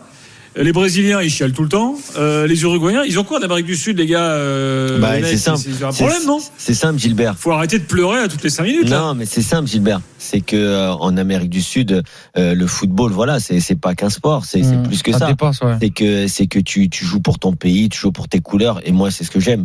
C'est Maradona, je crois, qui disait que tu chiales aux hymnes, tu chiales quand tu perds, tu chiales quand tu gagnes, tu chiales tout le temps, en fait. C'est Maradona qui disait que le football, c'est une émotion. Voilà, le football, c'est une émotion. Et puis surtout, Gilbert, le football est une émotion. Et puis surtout, Gilbert, une Coupe du Monde pour eux, c'est extraordinaire. C'est quelque chose qui. Pour les autres aussi, pour oui, mais la passion du foot, c'est pas la même. Par rapport aux Européens, notamment, l'Argentine, là, il y a le facteur Messi. En plus, c'est la dernière compétition de Lionel Messi. Pour le Brésil, ils ont pas gagné depuis 2002, et on sait très bien la pression qu'il y a. Et puis pour l'Uruguay, Luis Suarez, il chiale, c'est sa dernière Coupe du Monde et que c'est terminé. Donc il y a des choses quand même compréhensibles dans l'émotion qu'ils ont. Non, et puis c'est ce qu'on disait avec Daniel cette semaine. Moi, j'ai encore posté sur mon compte Instagram. D'ailleurs, Walid aussi l'a posté la vidéo de Pablo Sorin avec les anciens Batistuta, Cambiasso. Je crois qu'il y a Agüero qui est derrière et aussi Hernan Crespo, Zanetti qui chante à tue-tête une vraie chanson. Chemise blanche, ça tourne la serviette, ça tourne le drapeau. Non, mais on peut dire ce qu'on veut, mais eux, vraiment, les Argentins, les Brésiliens, ils sont au-dessus. Les Sud-Américains, ils sont au-dessus là-dedans. Tu parles de ça, c'est un vrai pays de football, mais tu parles de ça, mais il y a aussi la vidéo qui circulait juste après le match contre la Pologne, où dans le vestiaire, les mecs chantent, fait, en disant, on a eu la chance de naître dans le pays de Maradona et Messi. Et t'as Messi qui est à 2 mètres et qui chante la même chose. Ça, c'est complètement fou, ça. Franchement, ils sont exceptionnels. Alors, vous étiez au match, Manu et Olivier, là. Vous avez vu comment les Uruguayens, vous avez vu cette émotion aussi dans les tribunes ? Moi, surtout ce que j'ai vu, c'est que le Ghana et l'Uruguay ont été punis. Parce qu'en fait, le Ghana n'a pas joué en première mi-temps, il a perdu. Et l'Uruguay n'est pas allé chercher le 3e but, et il est éliminé. Et donc voilà. Et donc ça, c'est sur le terrain. Et dans les tribunes, en fait, les Uruguayens étaient vraiment abattus à la fin du match parce que le scénario s'y attendait pas du tout. Surtout que, en fait, quand tu es dans le stade, tu vois pas le score de l'équipe adverse, et on t'annonce le classement. Et donc quand ils voient qu'ils sont 3e et qu'il reste les arrêts de jeu, pour eux, il y a vraiment un murmure. Et à ce moment-là, les supporters ghanéens, eux, chantent Correa pour chambrer l'Uruguay. Ils ont pas oublié 2010, hein. C'est ça. Et donc, Suarez a été sifflé tout le match. Et Suarez a sifflé tout le match. Il voulait normal. Avec le ballon ou sur l'écran géant. Les supporters ghanéens ont de la mémoire. Ils voulaient les emmener dans le ravin avec eux. Ouais, c'est ça. Clairement, à la fin du match, c'est ce qu'on sentait. Il gagnait du temps à la fin du match. Après Suarez, en 2010, il a fait ce que tout joueur de foot doit faire. Il a sauvé son équipe, c'est tout. Bien évidemment, oui. C'est pas non plus. En plus, Suarez. Vous avez vu avant le match, on lui a dit tu veux pas t'excuser pour. Il a dit pourquoi non, mais il y a eu carton rouge et penalty en plus. Franchement, il y a rien à se reprocher, le mec. C'est Asamoah Gyan qui met pas le penalty. C'est pas Luis Suarez, même si c'était une histoire tragique. Mais en plus, Suarez sur la première mi-temps, il est quand même impliqué sur les 2 buts. C'est que même à son âge, il a réussi à. C'est lui qui fait la frappe repoussée sur le premier, c'est lui qui va donner le ballon sur le deuxième. Une légende qui nous quitte. Après, ce qui est problématique sur ce match, Gilbert, c'est que l'Atlético de l'Uruguay là, sur les 3 matchs, à un moment donné, c'est mérité qui ne passe pas en huitième de finale, parce que attendre ce 3e match pour se lâcher, attendre un penalty d'André Ayou. L'Uruguay, ça a toujours été comme ça.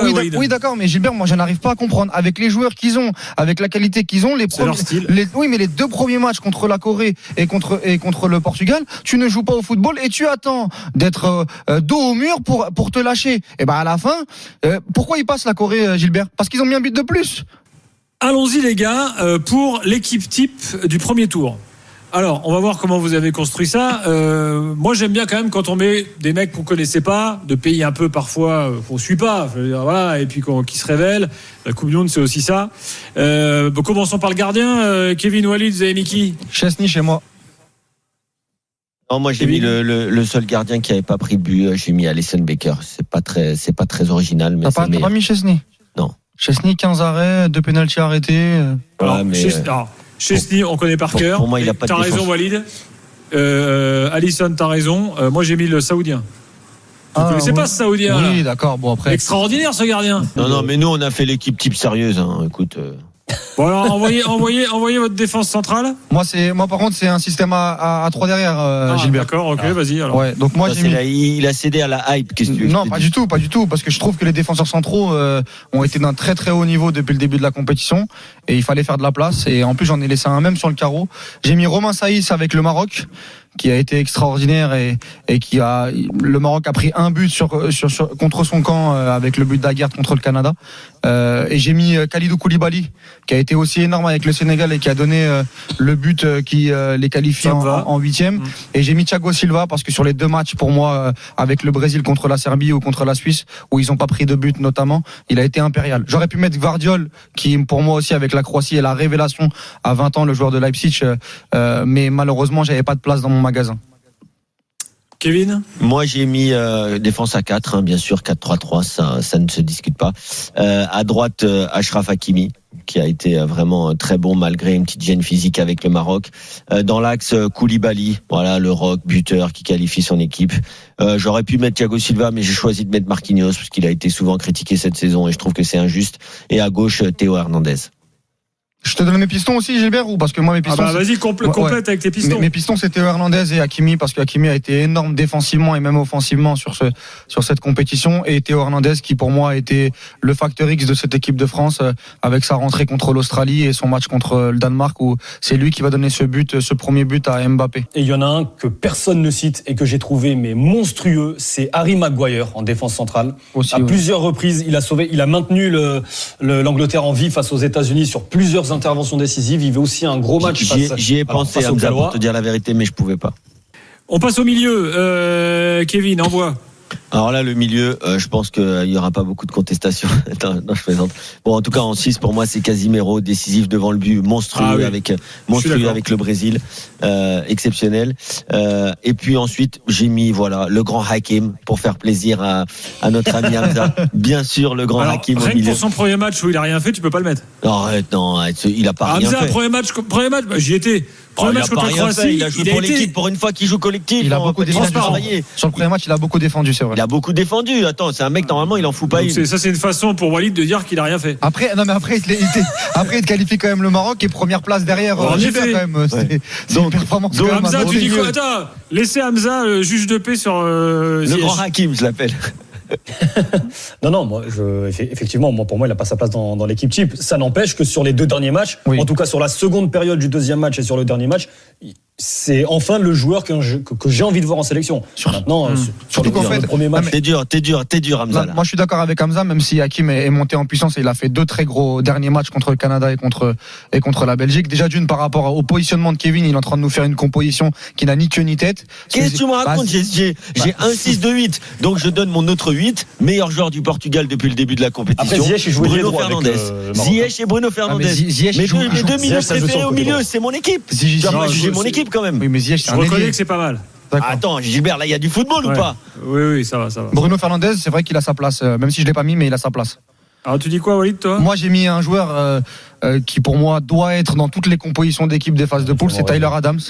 Tyler Adams voilà, moi aussi j'ai pensé à Tyler Adams, mais là il nous fait le mec hype, tu connais les joueurs américains. 17 ballons récupérés, 17 ballons récupérés, le joueur de Leeds qui a été énorme, le capitaine des Américains, notamment, que j'ai trouvé très très impressionnant. J'ai pas pu placer Musa et notamment McKennie, mais le milieu de terrain des USA, a vraiment été performant pendant les phases de poule. Je l'ai accompagné de Casemiro parce que pour moi c'est le meilleur Brésilien sur le premier match et c'est lui qui met ce but extraordinaire pour donner la victoire contre la Suisse. Et je l'ai accompagné d'Antoine Griezmann dans un milieu à 3 parce qu'Antoine Griezmann, les 2 premiers matchs qu'il fait sont vraiment extraordinaires dans un nouveau rôle et je voulais valoriser ça, même si sur le 3e match il aurait pu accompagner ça d'un but valable qui malheureusement ne l'est pas. Sur le hashtag RMC Live, on me cite en défense centrale Kim Min-jae, coréen. Ouais, je l'avais, mais comme il s'est blessé, il n'était pas là aujourd'hui. Il s'est blessé, ouais. Voilà. Après, il est défenseur central, Kim Min-jae. Oui. Il y en a un qu'on n'a pas cité au milieu. C'est qui? Vas-y. Amrabat. Oui, j'y ai pensé. Amrabat. J'y ai pensé, mais j'ai trop de Marocains en fait. Je peux pas faire après. À un moment donné, on est obligé de. Après, on va dire que t'as fait exprès. Exactement. On est obligé de varier un peu comme ça. Oui, devant. Vas-y, Walid. Moi, devant, j'ai une attaque Jamal Musiala derrière Kylian Mbappé. Parce que Jamal Musiala, pour moi, mérite vraiment d'être dans cette composition d'équipe, même si l'Allemagne est éliminée. Pour moi, ça a été l'un des meilleurs joueurs de cette phase de poule offensivement, celui qui a réussi le plus de dribbles, qui a créé le plus d'occasions. Notamment, il a été énorme. Il a manqué quand même d'efficacité. Oui, il a manqué un peu d'efficacité, mais je trouve qu'en termes de, ça a été, voilà, il a été énorme. Et puis c'est mon coup de cœur de cette phase de poule. Et Mbappé, parce que la crainte. En poste de numéro 9, j'ai beaucoup hésité entre Valencia, entre Harry Kane qui a fait 3 passes décisives, mais j'ai préféré mettre Kylian Mbappé parce que clairement sur les 2 premiers matchs il est décisif et qu'il installe la peur dans n'importe quelle équipe. Non, mais moi je suis d'accord pour Musiala. Moi je l'ai pas mis parce qu'il n'a pas été assez décisif et malheureusement il n'est pas qualifié avec son équipe.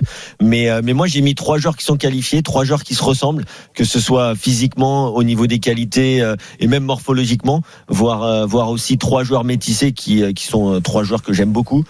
J'ai mis Marcus Rashford. Parce que même s'il n'a pas joué tout le temps titulaire, je l'ai trouvé vraiment décisif pour son équipe et je pense qu'il va compter pour l'Angleterre. Bien sûr Kylian Mbappé, et en pointe, il fallait qu'il y en ait un. Bien sûr, il fallait qu'il y en ait un.